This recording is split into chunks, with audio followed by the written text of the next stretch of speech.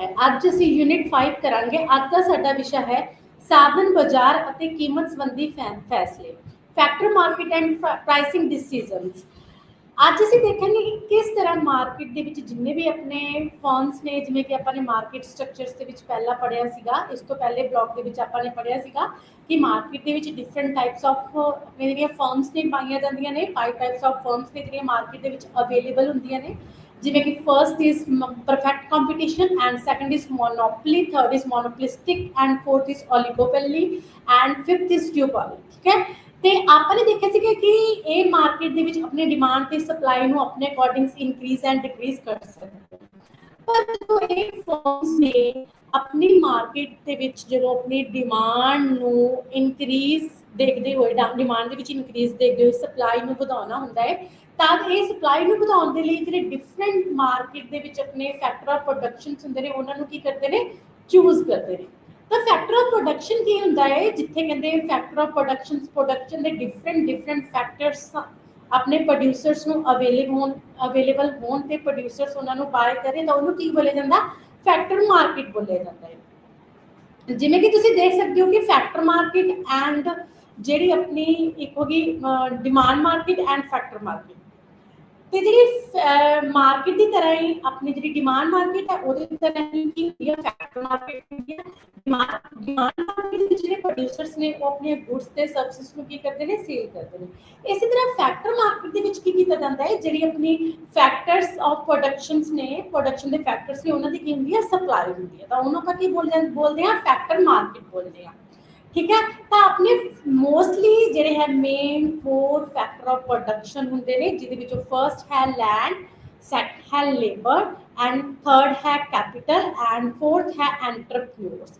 Short form दे विच तुसीं बोल सकते हो कि जिहड़ा अपना फैक्टर ऑफ प्रोडक्शन है, अपनी जिहड़ी प्रोडक्शन है, ये 4 फैक्टर ऑफ प्रोडक्शंस का फंक्शन है, एल के, ठीक है, land, labour, capital and entrepreneurs. जो भी किसी प्रोड्यूसर्स ने, किसी फर्म ने अपने प्रोडक्ट की प्रोडक्शन करनी होंदी है, तब वो किसी भी गुड की प्रोडक्शन के लिए जिहड़े ये 4 फैक्टर ऑफ प्रोडक्शंस ने उन्होंने की करता है, यूज करता है। जिवें कि फॉर एग्जाम्पल आपां ने एक सुनियार ने गहने बनाने ने, ज्वैलरी बनानी है, तो सब तो पहला उहदे लई सिर्फ उहदे कोल गोल्ड होना काफ़ी नहीं है। ठीक है, सब तो पहले उन्होंने की चाहिए, गोल्ड चाहिए, गोल्ड के लिए उन्होंने की चाहिए, कैपिटल चाहिए है। ठीक है, जिहदे थ्रू गोल्ड बाय कर सके। तो उस तो बाद उन्होंने की चाहिए, कोई एक्सपर्ट चाहिए जो गोल्ड नूं अपना ईजिली कोई प्रोफैशनल जो उन्होंने शेप साइज डिजाइन कर सके। ठीक है, एंड थर्ड इज हो गया लेबर एंड थर्ड इज अपन की चाहिए लैंड चाहिए। लैंड मतलब जिस लैंड पे आप ये जो सारा प्रोसीजर है कर सकते हैं। And the fourth is entrepreneur, कोई करन वाला चाहिए है। ठीक है, land, labour, capital and entrepreneur, ये 4 चीज़ां ने जिहड़ियां ये ज्वैलरी की प्रोडक्शन के लिए की ने जरूरी ने। तो ये 4 फैक्टर ऑफ प्रोडक्शन मिलके ही की करेंगे किसी चीज़ की प्रोडक्शन करने। तो ये चारे यूज होंगे ने जो किसी भी फर्म से किसी भी प्रोड्यूसर्स ने की करना होंदा है, गुड्स की प्रोडक्शन करनी होंदी है। ठीक है, तब कहते जिथे ये चारे फैक्टर ईजिली अवेलेबल होन, अपनी फर्म या प्रोड्यूसर है जिहड़ा इन्हां नूं बाय कर सके, that is called factor market, जिथे फैक्टर्स ने जिहड़े कॉस्ट अपने प्रोडक्शन दे की कीते जांदे ने, प्रोवाइड कीते जांदे ने। तो फर्स्ट इज आप इन्हां नूं करांगे अलग अलग करके पढ़ांगे कि 4 फैक्टर ऑफ प्रोडक्शंस किहड़े ने। The first is land. Land first है, it is a physical and tangible factor of production and is a stock concept. It consists of total physical resources that are available. Land not just included ground but also includes the forest, water resources, soil, minerals, mines, etc. कहते land आपां किहनूं बोल दिंदे आ, land आपां एक physical resources नूं बोल सकते हैं, जिन्हों आपां टच कर सकते हैं, देख सकते हैं, छू सकते हैं। ठीक है, ये टेंजिबल है, ना खत्म होने वाला फैक्टर है। ठीक है, फिजिकल रिसोर्सिस सिर्फ ग्राउंड अवेलेबल नहीं गा, सिर्फ अपन लैंड नूं ग्राउंड नहीं बोल दिंदे, लैंड दे विच बहुत सारे जिहड़े अपने रिसोर्सिस ने वो इनकलूडिड हुंदे ने, जिवें कि फॉरेस्ट हो गया, वाटर रिसोर्सिस हो गया, सोयल हो गया, मिनरल हो गया, माइंस हो गया, ये सारे ਜਿਹੜੇ ਆਪਣੇ ਲੈਂਡ ਦੇ ਹੀ ਕਿਨੇ ਪਾਰਟ। ਫੈਕਟ ਜਿਹੜਾ ਫਰਸਟ ਫੈਕਟਰ ਆਫ ਪ੍ਰੋਡਕਸ਼ਨ ਹੈ दैट इज द लैंड। क्योंकि ਕਿਸੇ ਵੀ ਬਿਜ਼ਨਸਮੈਨ ਨੇ ਜਦੋਂ ਆਪਣੀ ਇੰਡਸਟਰੀ ਸੈਟਅਪ ਕਰਨੀ ਆ, ਜਿੱਥੇ ਆਪਣੀਆਂ ਮਸ਼ੀਨਾਂ ਰੱਖਣੀਆਂ ਨੇ, ਤਾਂ ਉਹਦੇ ਲਈ ਉਹਦੇ ਕੋਲ ਲੈਂਡ ਦਾ ਹੋਣਾ ਜ਼ਰੂਰੀ ਹੈ। ਲੈਂਡ ਹੋਏਗੀ ਤਦੇ ਆਪਣੀ ਉਹ ਬਿਲਡਿੰਗ ਬਣਾ ਸਕਦਾ, ਇੱਕ ਫੈਕਟਰੀ ਬਣਾ ਸਕਦਾ, ਇੱਕ ਫਾਰਮ ਬਣਾ ਸਕਦਾ, ਜਿੱਥੇ ਆਪਣਾ ਜਿਹੜਾ ਉਹ ਪ੍ਰੋਡਕਸ਼ਨ ਵਰਕ ਹੈ ਸਟਾਰਟ ਕਰ ਸਕੇ। ਤਾਂ ਦਿਸ ਇਜ਼ ਅ ਫਰਸਟ ਜਿਹੜਾ ਫੈਕਟਰ ਹੈ that is a land. And second is labour. ਤਾਂ ਉਹਨੂੰ ਕੀ ਚਾਹੀਦਾ ਹੈ, ਉਸ ਲੈਂਡ ਤੇ ਵਰਕ ਕਰਨ ਦੇ ਲਈ ਕਾਮੇ ਚਾਹੀਦੇ ਨੇ, ਲੇਬਰ ਚਾਹੀਦੀ ਆ, ਐਕਸਪਰਟ ਚਾਹੀਦੇ ਨੇ, ਐਕਸਪੀਰੀਅੰਸ ਸਕਿਲਡ ਪਰਸਨਸ ਚਾਹੀਦੇ ਨੇ, ਠੀਕ ਹੈ, ਮੈਨੇਜਰਸ ਚਾਹੀਦੇ ਨੇ, दैट इज अ लेबर। ਤਾਂ ਫਿਰ ਲੇਬਰ ਕੀ ਹੁੰਦੀ ਹੈ, it is a intangible factor of production as labor services are indoor with a labors and cannot be separated from him. The efforts used by household for production purpose, whether manual or intellectual, is known as labor. Labor is flow concept। ਕਹਿੰਦੇ second ਜਿਹੜਾ factor ਹੈ that is a labour. ਕਿਉਂਕਿ ਅਸੀਂ ਕਿਸੇ ਵੀ ਚੀਜ਼ ਨੂੰ ਬਣਾਉਣਾ ਹੈ, ਤਿਆਰ ਕਰਨਾ ਹੈ, ਉਹਦੇ ਲਈ ਸਾਨੂੰ ਆਈਡੀਆਜ਼ ਚਾਹੀਦੇ ਨੇ, ਇਨੋਵੇਸ਼ਨਸ ਚਾਹੀਦੀਆਂ ਨੇ, ਠੀਕ ਹੈ, ਐਂਡ ਇੰਟੈਲੈਕਚੁਅਲ ਪਾਵਰ ਚਾਹੀਦੀ ਆ, ਸਕਿੱਲਸ ਚਾਹੀਦੀਆਂ ਨੇ। ਤਾਂ ਉਹ ਸਾਰੀਆਂ ਸਕਿੱਲਸ ਤਾਂ ਜਿਹੜੇ ਇਹ ਪ੍ਰੋਡਕਸ਼ਨ ਆਈਡੀਆਜ਼ ਨੇ, ਇਨੋਵੇਸ਼ਨਸ ਨੇ, ਤਾਂ ਇਹ ਕੌਣ ਲੈ ਕੇ ਆਏਗਾ, ਆਪਣੀ ਲੇਬਰ ਲੈ ਕੇ ਆਏਗੀ। ਤਾਂ ਲੇਬਰ ਦਾ ਹੋਣਾ ਜ਼ਰੂਰੀ ਹੈ। ਤਾਂ ਲੇਬਰ ਕੀ ਆ, ਹੱਥ ਨਾਲ ਵੀ ਸਕਿੱਲਡ ਲੇਬਰ ਵੀ ਹੁੰਦੀ ਹੈ, ਅਨਸਕਿੱਲਡ ਲੇਬਰ ਵੀ ਹੁੰਦੀ ਹੈ, ਕੈਜੂਅਲ ਲੇਬਰ ਹੁੰਦੀ ਹੈ, ਠੀਕ ਹੈ। डिफरेंट टाइप ऑफ लेबर है जी आप करते हैं, यूज करते हैं जो अपने किसी भी प्रोड्यूसर्स ने फॉर्म ने की करनी होंगी है, प्रोडक्शन करनी होंगी है। The second factor is a labour and the third factor is a capital. Capital तो बिना तो इन्वेस्टमेंट ही संभव नहीं है। अगर किसी पर्सन को कैपिटल है तदे वो अपनी कैपिटल ਨੂੰ ਇਨਵੈਸਟ ਕਰ ਸਕਦਾ। ਤਾਂ ਕੈਪੀਟਲ ਦੇ ਵਿੱਚ ਕਹਿੰਦੇ ਮਨੀ ਵੈਲਥ ਆ ਜਾਂਦੀ ਹੈ, ਜਾਂ ਉਹ ਗੁੱਡਸ ਆ ਜਾਂਦੇ ਨੇ ਜਿਨ੍ਹਾਂ ਦੀ ਕੋਈ ਨਾ ਕੋਈ ਵੈਲਿਊ ਹੁੰਦੀ ਹੈ, ਜਿਨ੍ਹਾਂ ਨੂੰ ਆਪਾਂ ਪ੍ਰੋਡਕਸ਼ਨ ਦੇ ਵਿੱਚ ਯੂਜ਼ ਕਰਦੇ ਹਾਂ, ਜਿਵੇਂ ਕਿ it is a tangible factor of production and refers to all forms of machinery, buildings, transport substances that are used in production process। ਤਾਂ ਪ੍ਰੋਡਕਸ਼ਨ ਪ੍ਰੋਸੈਸ ਦੇ ਵਿੱਚ ਅਸੀਂ ਜਿੰਨੇ ਵੀ ਜਿਹੜੇ ਇਕਵਿਪਮੈਂਟਸ ਨੇ ਯੂਜ਼ ਕਰਦੇ ਨੇ, ਜਿਹਨਾਂ ਨੂੰ ਆਪਾਂ ਬਾਏ ਕਰਦੇ ਹਾਂ, ਜਿਹਨਾਂ ਦੇ ਵਿੱਚ ਆਪਾਂ ਇਨਵੈਸਟ ਕਰ ਸਕਦੇ ਹਾਂ, ਇਹ ਮਸ਼ੀਨਰੀ ਹੋ ਸਕਦੀ ਹੈ, ਕਿਉਂਕਿ ਮਸ਼ੀਨਰੀ ਤੋਂ ਬਿਨਾਂ ਪ੍ਰੋਡਕਸ਼ਨ ਪ੍ਰੈਜ਼ੈਂਟ ਟਾਈਮ ਦੇ ਵਿੱਚ ਸੰਭਵ ਨਹੀਂ ਹੈ। ਤਾਂ ਕੁਝ ਜਿਹੜੀਆਂ ਆਪਣੀਆਂ ਗੁੱਡਸ ਨੇ ਉਹ ਮਸ਼ੀਨਰੀ ਤੋਂ ਬਿਨਾਂ ਪ੍ਰੋਡਿਊਸ ਕੀਤੀਆਂ ਜਾ ਸਕਦੀਆਂ ਨੇ, ਬਣਾਈਆਂ ਜਾ ਸਕਦੀਆਂ ਨੇ, ਲੇਕਿਨ ਬਾਕੀ ਸਾਰੀਆਂ ਦੇ ਲਈ ਆਪਾਂ ਮਸ਼ੀਨਰੀ ਯੂਜ਼ ਕਰਦੇ ਹਾਂ। ਤੇ ਬਿਲਡਿੰਗਸ ਦਾ ਹੋਣਾ ਜ਼ਰੂਰੀ ਹੈ, ਜੋ ਬਿਲਡਿੰਗ ਕੈਪੀਟਲ ਦੇ ਥਰੂ ਹੀ ਬਣੇਗੀ। ਐਂਡ ਟਰਾਂਸਪੋਰਟ ਸਰਵਿਸਿਜ਼, ਜੋ ਆਪਣੇ ਕੋਲ ਟਰਾਂਸਪੋਰਟ ਸਰਵਿਸਿਜ਼ ਨੇ, ਟਰੱਕ ਵਗੈਰਾ ਨੇ, ਠੀਕ ਹੈ, ਉਹ ਵੀ ਸਾਰੇ ਚਾਹੀਦੇ ਨੇ, ਤਾਂ ਉਹਨਾਂ ਤੇ ਵੀ ਕੈਪੀਟਲ ਇਨਵੈਸਟਮੈਂਟ ਹੋਏਗੀ, ਠੀਕ ਹੈ। ਤਾਂ this is a important part that is a capital, जो ਆਪਾਂ ਨੂੰ ਚਾਹੀਦੀ ਹੈ ਕਿਸੇ ਵੀ ਆਪਾਂ ਨੂੰ ਫਰਮ ਦੀ ਫਰਮ ਨੂੰ ਸਟਾਰਟ ਕਰਨ ਤੋਂ ਪਹਿਲਾਂ। ਤੇ ਕੈਪੀਟਲ ਸਾਨੂੰ ਕਿਸ ਤੋਂ ਮਿਲੇਗੀ, ਕਮਰਸ਼ੀਅਲ ਬੈਂਕਸ ਤੋਂ ਮਿਲੇਗੀ, ਆਰਬੀਆਈ ਤੋਂ ਮਿਲੇਗੀ, ਰੇਟ ਆਫ ਇੰਟਰਸਟ ਦੇ through. And the fourth is in entrepreneurship. Entrepreneurship, this refers to the intangible ability of an entrepreneur to conduct and organize the production process for producing goods and services। The fourth is an important part, that is the producers of firm and entrepreneurs जो की कर सकता, जो अपना business startup करना चाहता, जो production process करना चाहता, कंडक्ट करना चाहता है, जिन्हें प्रॉफिट ਤੇ लॉस ਹੁੰਦਾ ਹੈ, ठीक है। ये फोर्थ ਜਿਹੜਾ फैक्टर ऑफ प्रोडक्शंस है, ਇਹਦੇ ਥਰੂ ਹੀ ਜਿਹੜਾ ਇਹ ਸਾਰੀ ਐਕਟੀਵਿਟੀ ਆਫ प्रोडक्शंस ਦੀ प्रोडक्शन ਤੋਂ ਲੈ ਕੇ ਸੇਲਸ ਤੱਕ ਇਹ ਸੰਭਵ ਹੈ। This is a four factor of productions ਜਿਨ੍ਹਾਂ ਨੂੰ ਆਪਾਂ ਡਿਟੇਲ ਦੇ ਵਿੱਚ ਇਸ ਟੌਪਿਕ ਦੇ ਵਿੱਚ ਪੜਾਂਗੇ। तो उस तो बाद है साडा household supply, land, labour, capital and entrepreneur skills. ਜਿਹੜੇ ਇਹ ਫੋਰ ਫੈਕਟਰ ਆਫ ਪ੍ਰੋਡਕਸ਼ਨਸ ਨੇ, ਤਾਂ ਇਹ ਸਾਡੇ ਕੋਲ ਕਿੱਥੇ ਆਉਂਦੇ ਨੇ, ਕਿੱਥੋਂ ਆਉਂਦੇ ਨੇ, ਇਹਨਾਂ ਦੀ ਜਿਹੜੀ ਸਪਲਾਈ ਹੈ ਕਿੱਥੋਂ ਹੁੰਦੀ ਹੈ, ਤੇ ਕਿ ਇਹ ਜਿਹੜੇ ਸੈਕਟਰਸ ਨੇ ਇਹ ਕਿਵੇਂ ਇੱਕ ਦੂਸਰੇ ਤੇ ਡਿਪੈਂਡ ਨੇ। ਮੀਨਸ ਜਿਹੜੇ ਫੈਕਟਰਸ ਨੇ ਤੇ ਜਿਹੜੀਆਂ ਫਰਮਸ ਨੇ ਇਹ ਕਿਸ ਤਰ੍ਹਾਂ ਇੱਕ ਦੂਸਰੇ ਤੇ ਡਿਪੈਂਡ ਨੇ। ਇਹਦੇ ਵਿੱਚ ਆਪਾਂ ਨੂੰ ਕੀ ਦਿਖਾਇਆ ਹੋਇਆ ਹੈ, circle flow of factor of production and goods and services between household and the firms in simple two sector economy. ਆਪਣੀ ਜਿਹੜੀ ਇਕੋਨਮੀ ਹੈ, ਮੰਨ ਲਓ two sector economy. Two sector economy ਦੇ ਵਿੱਚ ਕੀ ਆ, ਇੱਕ ਤਾਂ ਹੈਗਾ ਆਪਣਾ ਫੈਕਟਰ ਮਾਰਕੀਟ, ਇੱਕ ਹੈਗੀ ਆਪਣੀ ਡਿਮਾਂਡ ਮਾਰਕੀਟ, ਗੁੱਡਸ ਵਾਲੀ ਮਾਰਕੀਟ, ਗੁੱਡਸ ਐਂਡ ਜਿਹੜੀ ਸਰਵਿਸਿਜ਼ ਨੇ ਜਿੱਥੇ ਮਿਲਦੀਆਂ ਨੇ ਉਹ ਵਾਲੀ ਮਾਰਕੀਟ, ਠੀਕ ਹੈ।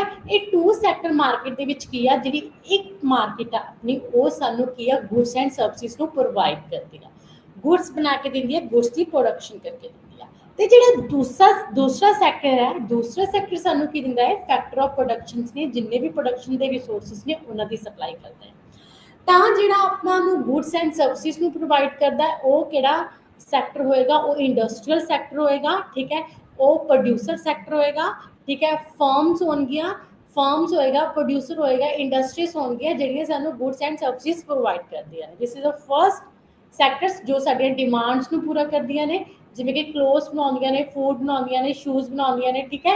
And second is a household sector. Household sector ਕੀ ਹੈ, ਜੋ ਆਪਣੀਆਂ ਫਰਮ ਦੀਆਂ ਬਣੀਆਂ ਹੋਈਆਂ ਗੁੱਡਸ ਐਂਡ ਸਰਵਿਸਿਜ਼ ਨੂੰ ਕੀ ਕਰਦਾ, ਯੂਜ਼ ਕਰਦਾ, ਬਾਏ ਕਰਦਾ, ਉਹਨਾਂ ਨੂੰ ਅਡੋਪਟ ਕਰਦਾ, ਉਹਨਾਂ ਦੇ ਥਰੂ ਆਪਣੀਆਂ ਜਿਹੜੀਆਂ ਡਿਮਾਂਡਸ ਨੇ ਉਹਨਾਂ ਨੂੰ ਪੂਰਾ ਕਰਦਾ, ਯੂਟਿਲਿਟੀ ਲੈਂਦਾ ਹੈ, ਠੀਕ ਹੈ। ਐਂਡ ਉਹਨਾਂ ਦੇ ਬਦਲੇ ਕੀ ਹੈ, ਜਿਹੜੀ ਵੀ ਸਰਵਿਸਿਜ਼ ਹੈ, ਆਪਣੀ ਫੈਕਟਰ ਆਫ ਪ੍ਰੋਡਕਸ਼ਨ ਦੇ ਜਿਹੜੇ ਰਿਸੋਰਸਿਸ ਨੇ ਉਹ ਹਾਊਸ ਹੋਲਡ ਸੈਕਟਰ ਤੋਂ ਹੀ, household sector is a factor of production, factor market, ਤੇ ਉਹੀ ਸੈਕਟਰਸ ਕੀ ਆ, ਹਾਊਸ ਹੋਲਡ ਸੈਕਟਰਸ ਆਪਣੇ ਜੋ ਹੈ ਪ੍ਰੋਡਕਸ਼ਨ ਸੈਕਟਰਸ ਉਹਨੂੰ ਕੀ ਕਰਦਾ ਹੈ, ਫੈਕਟਰ ਆਫ ਪ੍ਰੋਡਕਸ਼ਨਸ ਅਵੇਲੇਬਲ ਕਰਵਾਉਂਦਾ। ਜਿਵੇਂ ਕਿ ਹਾਊਸ ਹੋਲਡ ਸੈਕਟਰਸ ਤੋਂ ਕੀ ਹੈ, ਲੈਂਡ ਲੈ ਸਕਦੇ ਨੇ ਉਹ, ਠੀਕ ਹੈ, ਹਾਊਸਿਸ ਦੇ ਕੋਲ ਜਿਹੜੇ ਆਪਣੇ ਓਨਰਸ ਹੁੰਦੇ ਨੇ ਉਹਨਾਂ ਕੋਲ ਲੈਂਡ ਹੁੰਦੀ ਹੈ, ਉਹਨੂੰ ਬਾਈ ਕਰ ਸਕਦੇ ਨੇ। ਤੇ ਜਿਹੜੀ ਲੇਬਰ ਹੈ ਉਹ ਸਾਰੀ ਹਾਊਸ ਹੋਲਡ ਸੈਕਟਰ ਤੋਂ ਪ੍ਰੋਡਿਊਸਰ ਸੈਕਟਰ ਦੇ ਵਿੱਚ ਜਾਂਦੀ ਹੈ। ਕੈਪੀਟਲ ਵੀ ਸਾਰੀ ਸੇਵਿੰਗ ਦੇ ਥਰੂ ਕੀ ਹੈ, ਬੈਂਕਸ ਦੇ ਵਿੱਚ ਜਾਂਦੀ ਹੈ, ਬੈਂਕਸ ਤੋਂ ਫਿਰ ਪ੍ਰੋਡਿਊਸਰ ਸੈਕਟਰ ਦੇ ਕੋਲ ਜਾਂਦੀ ਹੈ, ਠੀਕ ਹੈ। ਤਾਂ ਇਹ ਸਾਰਾ ਜੋ ਹੈ ਆਪਣਾ ਸਰਕਲ, ਇਹ ਫਲੋ ਟੂ ਸੈਕਟਰ ਇਕੋਨਮੀ ਦੇ ਵਿੱਚ ਚੱਲਦਾ ਰਹਿੰਦਾ ਹੈ। ਤਾਂ ਫਰਸਟਲੀ ਪ੍ਰੋਡਕਸ਼ਨ ਸੈਕਟਰ ਦੇ through goods and services the production, and ਉਹਨੂੰ ਹਾਊਸ ਹੋਲਡ ਸੈਕਟਰ ਬਾਏ ਕਰੇਗਾ, ਤੇ ਬਾਏ ਕਰਨ ਤੋਂ ਬਾਅਦ ਕੀ ਹੈ, ਉਹ ਜੋ ਸਰਵਿਸਿਜ਼ ਨੇ ਫੈਕਟਰ ਆਫ ਪ੍ਰੋਡਕਸ਼ਨ ਦੀਆਂ ਸਾਰੀਆਂ, ਉਹ ਕਿਹਨੂੰ ਦੇਗਾ, ਆਪਣੇ ਫਰਮਸ ਨੂੰ ਦੇਗਾ, ਪ੍ਰੋਡਿਊਸਰਸ ਨੂੰ ਦੇਗਾ, ਜੋ ਵੀ ਲੇਬਰ ਉਹਨੂੰ ਚਾਹੀਦੀ ਆ, ਲੈਂਡ ਚਾਹੀਦੀ ਆ, ਕੈਪੀਟਲ ਚਾਹੀਦੀ ਆ, ਕੈਪੀਟਲ ਵੀ ਉਸ ਤੋਂ ਹੀ ਮਿਲੇਗੀ, ਹਾਊਸ ਹੋਲਡ ਸੈਕਟਰ ਤੋਂ ਹੀ ਮਿਲੇਗੀ। ਅਗਰ ਹਾਊਸ ਹੋਲਡ ਸੈਕਟਰ ਹੈ ਜਿਹੜਾ ਉਹ ਉਹਨਾਂ ਦੀਆਂ ਗੁੱਡਸ ਐਂਡ ਸਰਵਿਸਿਜ਼ ਨੂੰ ਬਾਏ ਨਾ ਕਰੇ, ਪ੍ਰੋਡਿਊਸਰ ਸੈਕਟਰ ਦੀਆਂ, ਤਾਂ ਫਿਰ ਕੀ ਹੋਏਗਾ, ਉਹਨਾਂ ਕੋਲ ਕੈਪੀਟਲ ਨਹੀਂ ਜਾਏਗੀ, ਕੈਪੀਟਲ ਨਹੀਂ ਜਾਏਗਾ, ਉਹਨਾਂ ਦੀ ਜਿਹੜੀ ਗੁੱਡਸ ਦੀ ਪ੍ਰੋਡਕਸ਼ਨ ਹੈ ਉਹ ਅਨਸੋਲਡ ਹੀ ਰਹਿ ਜਾਏਗੀ।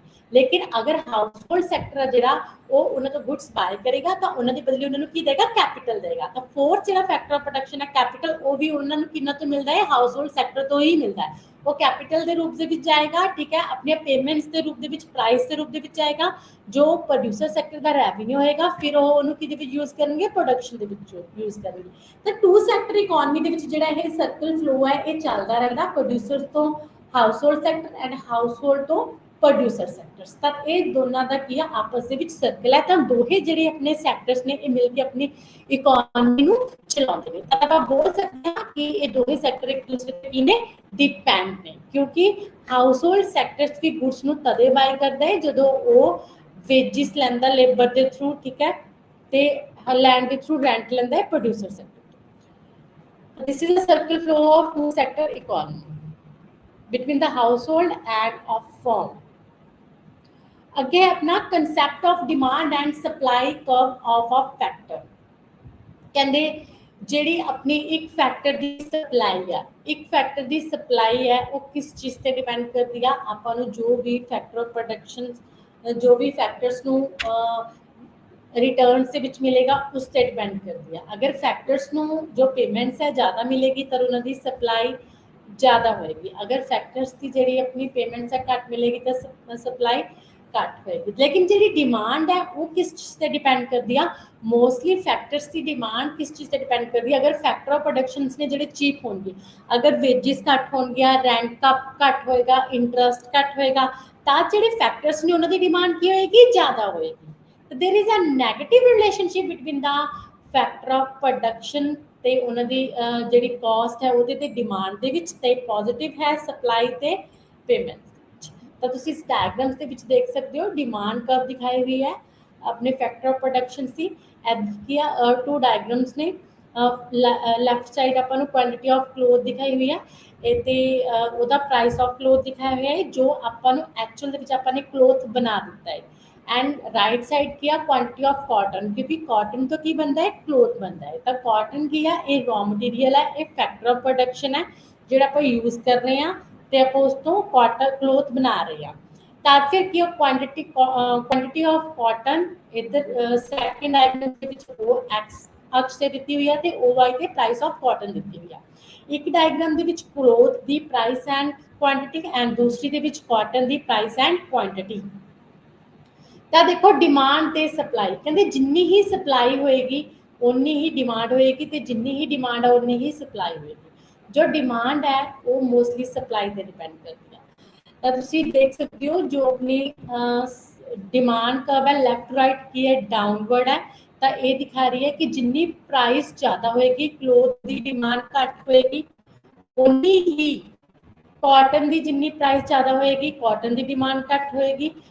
जिमें जिमें जिहड़ा अपना प्राइस है क्लोथ के कॉटन का घटता जाएगा उमें उमें ही कॉटन के क्लोथ की क्वांटिटी बढ़ती जाएगी। जिमें कि प्राइस कॉटन का घटता जाएगा तो कॉटन की क्वांटिटी ज़्यादा होती जाएगी क्योंकि उसका प्राइस घटता जा रहा है, तो फिर कॉटन की क्वांटिटी ज़्यादा, कॉटन की डिमांड ज़्यादा होएगी, जिमें प्राइस घटेगा उमें ही जो क्लोथ होगी की होएगा ज़्यादा बनेगा। इस तरह फैक्टर ऑफ प्रोडक्शन ने जिहड़े उत्ते ही मोस्टली जिहड़ी अपनी डिमांड है सप्लाई है जिहड़ी वो डिपेंड करती है।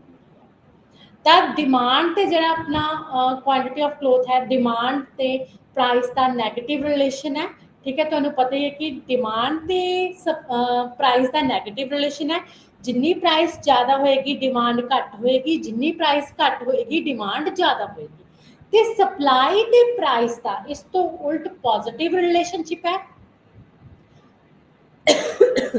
जिन्नी प्राइस ज़्यादा होएगी सप्लाई ज़्यादा होएगी, जिन्नी प्राइस घट होएगी सप्लाई घट होएगी। ये डिमांड की गल की गई है। ऐदा ही फिर तुसी नैक्सट देख सकते हो इंटरडिपेंडेंट डिमांड। जिहड़ी डिमांड हुंदी है वो इंटरडिपेंडेंट हुंदी है। इत्थे है आपनूं कहते किस चीज़ ते डिपेंड करती है अपने फैक्टर ऑफ प्रोडक्शन की, किसी फैक्टर की डिमांड किस चीज़ ते डिपेंड करती है प्राइस ते डिपेंड करती है। फर्स्टली तो कि वो सानू कितनी कॉस्ट है जी पे करनी पैंदी है, सानू कितनी वेजिस देनियां पैंदियां ने, कितना रेंट देना पैंदा है ते कितना इंटरस्ट देना पैंदा है। सैकेंडली कहते डिमांड किस चीज़ ते डिपेंड करती है marginal physical productivity MMP। MMP मीनस marginal physical productivity. ठीक है, की हुंदी है मार्जिनल फिजिकल प्रोडक्टिविटी। कहते जदों असीं की करते हैं किसी एक चीज़ नूं ज़्यादा यूज़ करते हैं, एक फैक्टर नूं ज़्यादा यूज़ करते हैं प्रोडक्शन के लिए, तो उहदे नाल जिन्ना साडा आउटपुट दे विच इंक्रीज होंदा that is a marginal physical productivity. मीनस जिमें कि पहले मैं 8 लेबर यूज़ कर रही थी तब मेरी जी प्रोडक्शन सी कितनी सी 100 सी, लेकिन मैं हुण एक ज़्यादा लेबर यूज़ किया, एक ज़्यादा फैक्टर ऑफ प्रोडक्शन यूज़ किया, 8 तो मेरी 9 होगी। मेरी आउटपुट कितनी इंक्रीज हुई 100 टू 150। तब जिहड़ा मेरा इंक्रीज होया एक लेबर इंक्रीज करन दे नाल, एक मार्जिन लेबर दे विच इंक्रीज करन दे नाल आउटपुट दे विच मार्जिन कितना इंक्रीज होया 50। तब मैं बोल सकती हां कि मेरी एक फैक्टर ऑफ प्रोडक्शन इंक्रीज करन दी मार्जिनल फिजिकल प्रोडक्टिविटी कितनी है 50 है। ठीक है, दिस इज अ MMP। तां किद्दां आपां इहनूं देख सकते हैं चेंज इन टोटल प्रोडक्शन दे विच मेरा चेंज कितना होया 100 and change in number of units of production. किन्ने number of units of factor of production use किया मैं 8 to 9 1 प्रोडक्ट चेंज किया तब 50 डिवाइड बाय 1। ठीक है, दैट मीन्स 50। तो मेरी मार्जिनल फिजिकल प्रोडक्टिविटी कितनी है 50 है। मतलब एक लेबर इंक्रीज करने दे नाल मैनू उस लेबर तो कितना ज़्यादा आउटपुट हो गया 50 आउटपुट हो गया। एंड उस तो बाद है value marginal productivity. Value marginal productivity ਜਿਹੜੀ मैं अपने एक फैक्टर इंक्रीज करने दे नाल ओदी ਜਿਹੜੀ प्रोडक्टिविटी की वैल्यू इंक्रीज हुई आ। ठीक है, जो वैल्यू इंक्रीज हुई आ वो तो सीगा फिजिकल क्वांटिटी मीनस कितनी वस्तुएं इंक्रीज हुई ने 50 गुड्स इंक्रीज हुई ने, लेकिन वो 50 गुड्स की वैल्यू की आ, कितनी वैल्यू इंक्रीज हुई है 50 गुड्स की कितनी वैल्यू है। ठीक है, तब this is the value marginal productivity एक लेबर इंक्रीज करने दे नाल। फिर सानू किद्दां पता लगेगी प्राइस ऑफ आउटपुट का प्राइस कितना है जिमें कि 5 रुपये है एक गुड का into MPP fact marginal physical productivity किन्ने गुड्स ने प्रोड्यूस किया 50 गुड ने प्रोड्यूस किया। तब प्राइस कितना एक गुड का 5 एंड एक लेबर इंक्रीज करने दे नाल किन्ने गुड्स इंक्रीज किया 50 एंड 5 into 50 इक्वल टू 250। तब वैल्यू जी मार्जिनल प्रोडक्टिविटी अपन कितनी हुई है मतलब तुसी इस तरह कैलकुलेट कर सकते हो। अगे है MRP marginal revenue productivity. Revenue productivity minus income. साडी एक लेबर इंक्रीज करन दे नाल जिहड़ी मार्जिनल रेवेन्यू आ वो कितनी इंक्रीज होई आ उसनूं तुसी किद्दां कर सकते हो change in total revenue total revenue ਦੇ ਵਿੱਚ ਮੇਰਾ ਇੰਨਾ ਚੇਂਜ ਆਇਆ। ਪਹਿਲਾਂ ਮੈਂ 100 ਗੁੱਡਸ ਪ੍ਰੋਡਿਊਸ ਕਰਦੀ ਸੀ, ਉਹਦੀ ਜਿਹੜੀ ਰੈਵਨਿਊ ਸੀ ਇੰਨੀ ਸੀ, ਉਸ ਤੋਂ ਬਾਅਦ ਮੈਂ 150 ਪ੍ਰੋਡਿਊਸ ਕੀਤੀ, ਉਹਦੀ ਇੰਨੀ ਸੀ। ਦੋਨੋਂ ਦਾ difference and change in number of units of factor of production. ਪਹਿਲਾਂ ਮੈਂ 8 ਯੂਨਿਟ ਯੂਜ਼ ਕਰਦੀ ਸੀ, ਹੁਣ 9 1 ਯੂਨਿਟ ਯੂਜ਼ ਕੀਤਾ। ਦੈਨ ਦੋਨੋਂ ਨੂੰ ਡਿਵਾਈਡ ਕਰੋਗੇ, ਮਾਰਜਨਲ ਰੈਵਨਿਊ ਪ੍ਰੋਡਕਟਿਵਿਟੀ ਜਿਹੜੀ ਸਾਡੀ ਉਹ ਕੀ ਆ, ਨਿਕਲ ਆਵੇਗੀ। ਉਸ ਤੋਂ ਬਾਅਦ ਜਾਂ ਸੈਕਿੰਡ ਤੁਸੀਂ ਕਿਸ ਤਰ੍ਹਾਂ ਮਾਰਜਨਲ ਰੈਵਨਿਊ ਪ੍ਰੋਡਕਟਿਵਿਟੀ ਨੂੰ ਕੈਲਕੂਲੇਟ ਕਰ ਸਕਦੇ ਹੋ, marginal revenue into marginal physical product. ਠੀਕ ਹੈ, ਦੋਨਾਂ ਨੂੰ ਤੁਸੀਂ ਮਲਟੀਪਲਾਈ ਕਰੋਗੇ ਤਾਂ ਤੁਹਾਡੀ MRP ਆ ਉਹ ਕੈਲਕੂਲੇਟ ਹੋ ਜਾਏਗੀ। ਤਾਂ this is MPP, BMP and MRP। ਹੁਣ ਤੁਸੀਂ ਇਸ ਦਾ ਟੇਬਲ ਦੇਖ ਸਕਦੇ ਹੋ। ਦਿਸ ਇਜ਼ ਦਾ ਟੇਬਲ 5.1 ਜਿਹਦੇ ਵਿੱਚ ਤੁਸੀਂ ਦੇਖ ਸਕਦੇ ਹੋ ਯੂਨਿਟਸ ਆਫ ਵਰਕਰ ਦਿਖਾਏ ਹੋਏ ਨੇ ਸਾਨੂੰ 0 to 5। ਠੀਕ ਹੈ, एंड टोटल प्रोडक्शन दिखाई हुई है 0 to 39। मार्जिनल फिजिकल प्रोडक्टिविटी दिखाई हुई है MMP। Market price of bread दिखाया है, ब्रेड बना रहे हैं आप। ठीक है, जो कांस्टेंट है 10 है हर एक ब्रेड का। वैल्यू ऑफ मार्जिनल प्रोडक्टिविटी कितनी है वो दिखाई हुई है। टोटल रेवेन्यू दिखाया हुआ है, मार्जिनल रेवेन्यू दिखाया है एंड MRP दिखाया हुआ है। सब तो पहले देखो जो अपने यूनिट्स ऑफ वर्कर्स ने, जो आप जीरो यूज करते हैं तो मतलब कोई भी वर्कर यूज नहीं करते तो आप कोई भी प्रोडक्शन नहीं करते, टोटल प्रोडक्शन अपनी कितनी होएगी, जीरो होएगी। मार्जिनल प्रोडक्शन कितनी होएगी, वो भी अपनी जीरो होएगी क्योंकि जीरो प्रोडक्शन कोई चेंज ही नहीं है। And marginal price of bread कितना होएगा, 10 होएगा। हर एक ब्रेड जो प्रोड्यूस कर रहे हैं आप वो 10 रुपीज़ का है। वैल्यू ऑफ मार्जिनल प्रोडक्टिविटी भी जीरो होएगी, टोटल रेवेन्यू भी zero, marginal revenue zero and marginal revenue productivity भी जीरो क्योंकि जीरो फैक्टर यूज कर रहे हैं, जीरो ही प्रोडक्शन है। एंड उस तो बाद किया है जो नंबर ऑफ यूनिट्स में वन वर्कर लेता तो टोटल प्रोडक्शन मेरी वन वर्कर ने कितनी की है, 20 की है। एंड मार्जिनल प्रोडक्टिविटी मेरी कितनी है, 20 है क्योंकि 20 है वन प्रोडक्ट प्रोड्यूस लिखता है, मैं पहला मैं जीरो ला रही थी। ठीक है, तो 1 minus zero 20 minus zero is equal to 20। Marginal physical productivity मेरी 20 है कि पहले जीरो प्रोड्यूस होंदा सी, हुण 20 प्रोड्यूस हो रहा है। एक लेबर लगाने के नाल एक लेबर 20 प्रोड्यूस कर रही है, ਉਹਦੀ ਫਿਜ਼ੀਕਲ ਪ੍ਰੋਡਕਟਿਵਿਟੀ 20 ਹੈ। ਐਂਡ ਉਸ ਤੋਂ ਮਾਰਜਨਲ ਪ੍ਰਾਈਸ ਆਫ ਬ੍ਰੈਡ ਕਿੰਨਾ ਹੈ, 10 ਹੈ। ਤੇ ਉਸ ਤੋਂ ਬਾਅਦ ਵੈਲਿਊ ਆਫ ਮਾਰਜਨਲ ਪ੍ਰੋਡਕਟਿਵਿਟੀ 10 ਨੂੰ 20 ਦੇ ਨਾਲ ਮਲਟੀਪਲਾਈ ਕਰੋਗੇ ਤੇ ਦੈਟ ਇਜ਼ ਅ 200। ਉਸ ਤੋਂ ਬਾਅਦ ਟੋਟਲ ਰੈਵਨਿਊ ਸਾਡਾ ਕਿੰਨਾ ਹੋਇਆ ਹੈ, ਦੈਟ ਇਜ਼ ਅ ਫਿਰ ਕੀ ਆ 200 ਹੈ। 20 ਨੂੰ ਟੋਟਲ ਰੈਵਨਿਊ ਤੁਸੀਂ ਕਿੱਦਾਂ ਕਰ ਸਕਦੇ ਹੋ, total production into price. Price ਕਿੰਨਾ ਹੈ, 10 ब्रेड का, that 20 into 10 is equal to 200। this is the total revenue and marginal revenue एक यूनिट ਨਾਲ ਨਾ ਇੱਕ ਲੇਬਰ ਦੇ ਨਾਲ 20 ਗੁੱਡਸ ਪ੍ਰੋਡਿਊਸ ਹੋਈਆਂ ਨੇ ਤੇ ਉਹ 10 ਰੁਪਏ ਪ੍ਰਾਈਸ ਸੀਗਾ ਉਹਨਾਂ ਦਾ, ਤਾਂ ਮਾਰਜਨਲ ਰੈਵਨਿਊ ਇਜ਼ ਦਾ 10। ਉਸ ਤੋਂ ਬਾਅਦ ਕੀ ਹੈ ਤੁਹਾਡਾ ਮਾਰਜਨਲ ਰੈਵਨਿਊ ਪ੍ਰੋਡਕਸ਼ਨ ਕਿੰਨੀ ਹੈ ਤੁਹਾਡੀ, 10 into 20 is 200। ਉਸ ਤੋਂ ਬਾਅਦ ਦੇਖੋ मैं एक यूनिट होर वधा दिता, एक वर्कर ਨੂੰ ਵਧਾ ਦਿੱਤਾ ਤਾਂ 2 ਵਰਕਰਸ ਹੁਣ ਪ੍ਰੋਡਕਸ਼ਨ ਕਰਨਗੇ ਤਾਂ ਇੱਕ ਵਰਕਰ ਚੇਂਜ ਕਰਨ ਦੇ ਨਾਲ ਮੇਰੀ ਟੋਟਲ ਪ੍ਰੋਡਕਸ਼ਨ ਦੇ ਵਿੱਚ ਕਿੰਨਾ ਚੇਂਜ ਆਇਆ, 30 ਚੇਂਜ ਆਇਆ। 20 to 30 ਬ੍ਰੈਡ ਦੀ ਮੈਂ ਪ੍ਰੋਡਕਸ਼ਨ ਕਰਨ ਲੱਗੀ ਹੁਣ ਤੇ ਹੁਣ ਮੇਰੀ ਮਾਰਜਨਲ ਪ੍ਰੋਡਕਟਿਵਿਟੀ ਕਿੰਨੀ ਆ, 30 ਮਾਈਨਸ 20 ਇਜ਼ ਇਕੁਅਲ ਟੂ 10। ਠੀਕ ਹੈ, ਤੇ ਉਸ ਤੋਂ ਬਾਅਦ ਕੀ ਆ ਮਾਰਕੀਟ ਪ੍ਰਾਈਸ ਫਿਰ 10 ਹੈ ਤੇ ਵੈਲਿਊ ਮਾਰਜਨਲ ਪ੍ਰੋਡਕਟਿਵਿਟੀ 30 ਨੂੰ 10 ਦੇ ਨਾਲ 10 ਨੂੰ 10 ਦੇ ਨਾਲ MPP ਨੂੰ ਪ੍ਰਾਈਸ ਆਫ ਬ੍ਰੈਡ ਦੇ ਨਾਲ ਮਲਟੀਪਲਾਈ ਕਰਾਂਗੇ, 100 ਆ ਗਿਆ ਤੇ ਉਸ ਤੋਂ ਬਾਅਦ 30 ਨੂੰ 10 ਦੇ ਨਾਲ ਮਲਟੀਪਲਾਈ ਕਰਾਂਗੇ, ਟੋਟਲ ਰੈਵਨਿਊ ਆਪਣਾ ਕਿੰਨਾ ਆ ਜਾਏਗਾ 300। ਤੇ ਫਿਰ ਮਾਰਜਨਲ ਰੈਵਨਿਊ ਕੀ ਆ, ਹਰ ਇੱਕ ਬ੍ਰੈਡ ਦਾ 30 ਹੈ ਤੇ ਉਸ ਤੋਂ ਬਾਅਦ ਮਾਰਜਨਲ ਰੈਵਨਿਊ ਪ੍ਰੋਡਕਸ਼ਨ ਕਿੰਨੀ ਆ, 100 ਹੈ MRP। ਤੇ ਉਸ ਤੋਂ ਬਾਅਦ ਜਦੋਂ ਮੈਂ ਥਰਡ ਯੂਨਿਟ ਯੂਜ਼ ਕਰੂੰਗੀ, ਵਰਕਰ ਨੂੰ ਹੋਰ ਲਗਾ ਦਿੱਤਾ ਮੈਂ ਤਾਂ ਮੇਰੀ TP ਕਿੰਨੀ ਹੋ ਗਈ, ਇੰਕਰੀਜ਼ ਹੋ ਗਈ 35 ਹੋ ਗਈ। MMP ਕਿੰਨੀ ਹੋ ਗਈ ਮੇਰੀ 5। 35 ਮਾਈਨਸ 30 ਇਜ਼ ਇਕੁਅਲ ਟੂ 5।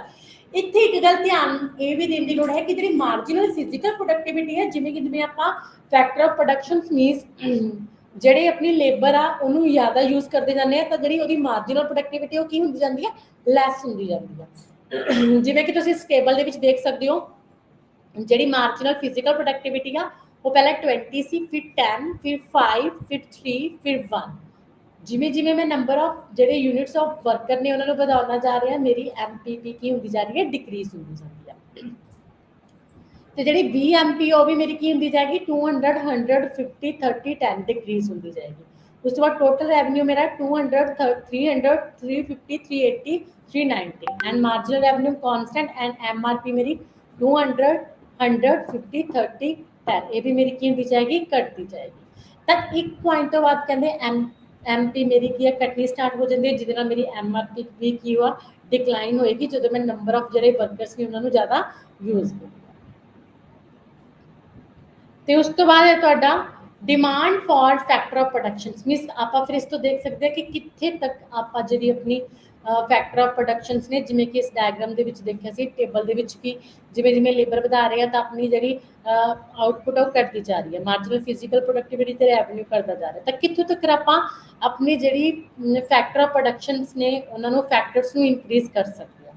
ਤਾਂ ਤੁਸੀਂ ਇੱਥੇ ਦੇਖ ਸਕਦੇ ਹੋ ਮੈਂ marginal revenue productivity as a demand curve, ਜਿਵੇਂ ਕਿ ਪਿੱਛੇ ਦਿਖਾਇਆ ਗਿਆ ਜਿਵੇਂ ਕਿ ਘਟਦੀ ਜਾ ਰਹੀ ਆ, ਤਾਂ ਇੱਥੇ ਵੀ ਕੀ ਆ ਜਿਵੇਂ ਜਿਵੇਂ ਨੰਬਰ ਆਫ ਵਰਕਰਸ ਆਪਾਂ ਇਨਕਰੀਜ਼ ਕਰਦੇ ਜਾ ਰਹੇ ਆ ਤਾਂ ਮਾਰਜਨਲ ਰੈਵਨਿਊ ਪ੍ਰੋਡਕਟਿਵਿਟੀ ਹੈ ਜਿਹੜੀ ਉਹ ਕੀ ਹੁੰਦੀ ਜਾ ਰਹੀ ਹੈ, ਆਪਣੀ ਘਟਦੀ ਜਾ ਰਹੀ ਹੈ। ਉਹ ਐਕਸ ਅਕਸ ਤੇ ਨੰਬਰ ਆਫ ਵਰਕਰਸ ਲਿਖਤੇ ਹੋਏ ਨੇ, ਉਹ ਵਾਈ ਤੇ ਆਪਾਂ ਨੇ ਮਾਰਜਨਲ ਰੈਵਨਿਊ ਪ੍ਰੋਡਕਟਿਵਿਟੀ ਲਿਖਤੀ ਹੋਈ ਹੈ, ਐਮਆਰਪੀ ਲਿਖਤੀ ਹੋਈ ਹੈ। ਇਸ ਤੋਂ ਕੀ ਸ਼ੋ ਹੋ ਰਿਹਾ ਹੈ ਕਿ ਜਦੋਂ ਆਪਣੇ ਨੰਬਰ ਆਫ ਵਰਕਰਸ ਮੈਂ 1 ਯੂਜ਼ ਕਰਦਾ ਸੀ ਤਾਂ ਮੇਰੀ ਐਮਆਰਪੀ ਕੀ ਸੀ 200 ਸੀ। ਉਸ ਤੋਂ ਬਾਅਦ ਜਦੋਂ ਮੈਂ 2 ਯੂਜ਼ ਕੀਤੇ ਨੰਬਰ ਆਫ ਵਰਕਰਸ ਇੱਕ ਵਧਾ ਦਿੱਤਾ ਤਾਂ ਮੇਰੀ ਐਮਆਰਪੀ ਮੇਰੀ ਕਿੰਨੀ ਰਹਿ ਗਈ 100 ਰਹਿ ਗਈ। ਉਸ ਤੋਂ ਬਾਅਦ ਜਦੋਂ ਮੈਂ 3rd ਯੂਜ਼ ਕੀਤਾ ਤਾਂ 50 ਤੇ 4th ਯੂਜ਼ ਕੀਤਾ ਤਦ ਮੈਂ 30 ਤਾਂ 6th ਯੂਜ਼ ਕੀਤਾ ਤਦ ਕੀ ਹੋ ਗਈ 10 ਰਹਿ ਗਈ।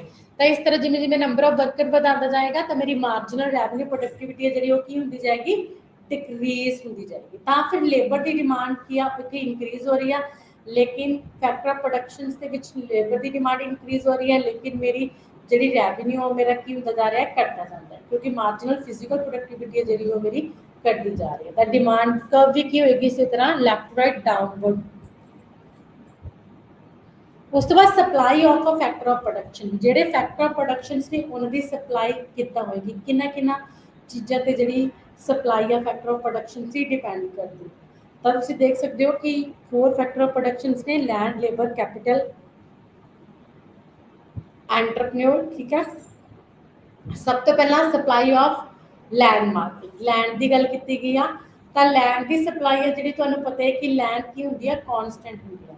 लैंड के लिए जो डिफरेंट इकोनॉमिस्ट ने उन्होंने डिफरेंट थ्योरीज दी है, एक तो क्लासिकल एंड मॉडर्न थ्योरी दी है। क्लासिकल कहते लैंड की जी अपनी रेंट है जो अपना कितने फिक्स किया जाता, कहते रेंट फिक्स उत्थे होएगा ग्रेड के अकॉर्डिंग होंदा है, ग्रेड के अकॉर्डिंग होंदा है A B C D grade के अकॉर्डिंग। कहते जी लैंड वधिया होएगी this is a superior land, जी घटिया होएगी इनफीरियर लैंड। सुपीरियर लैंड का रेंट है जोड़ा वो ज़्यादा होएगा इनफीरियर लैंड के नाल। ठीक है, तो जी लैंड की दूसरे जो अपने इकोनॉमिस्ट की कहते हैं कि जी लैंड की सप्लाई है वो क्या कॉन्सटेंट है, लैंड की सप्लाई कॉन्सटेंट है, लैंड को इंक्रीज नहीं किया जाता, तब कि लैंड की स्कार्सिटी है जो रेंट है वो तब अराइज होता है।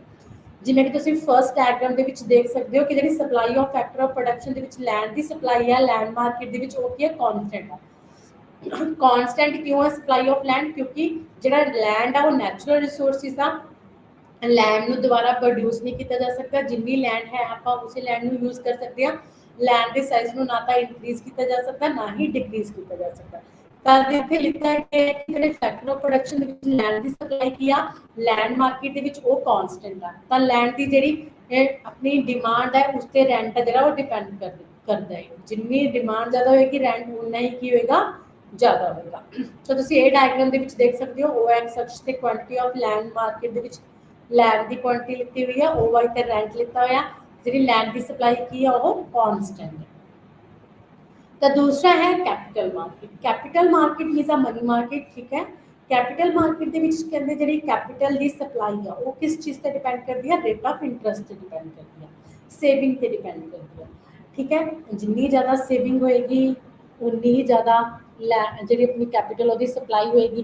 तो एक है जोड़ा रेट ऑफ इंटरस्ट, जिन्ना ज़्यादा रेट ऑफ इंटरस्ट होएगा उन्ने ही जोड़े बैंक्स ने या पर्सनस ने वो की है जी कैपिटल है वो सप्लाई ज़्यादा करेंगे, लोन तो कैपिटल में ज़्यादा देंगे, क्योंकि उन्होंने पता है कि उन्होंने लोन के बदले जो इंटरस्ट है वो ज़्यादा मिलेगा, उन्होंने बेनीफिट ज़्यादा मिलेगा।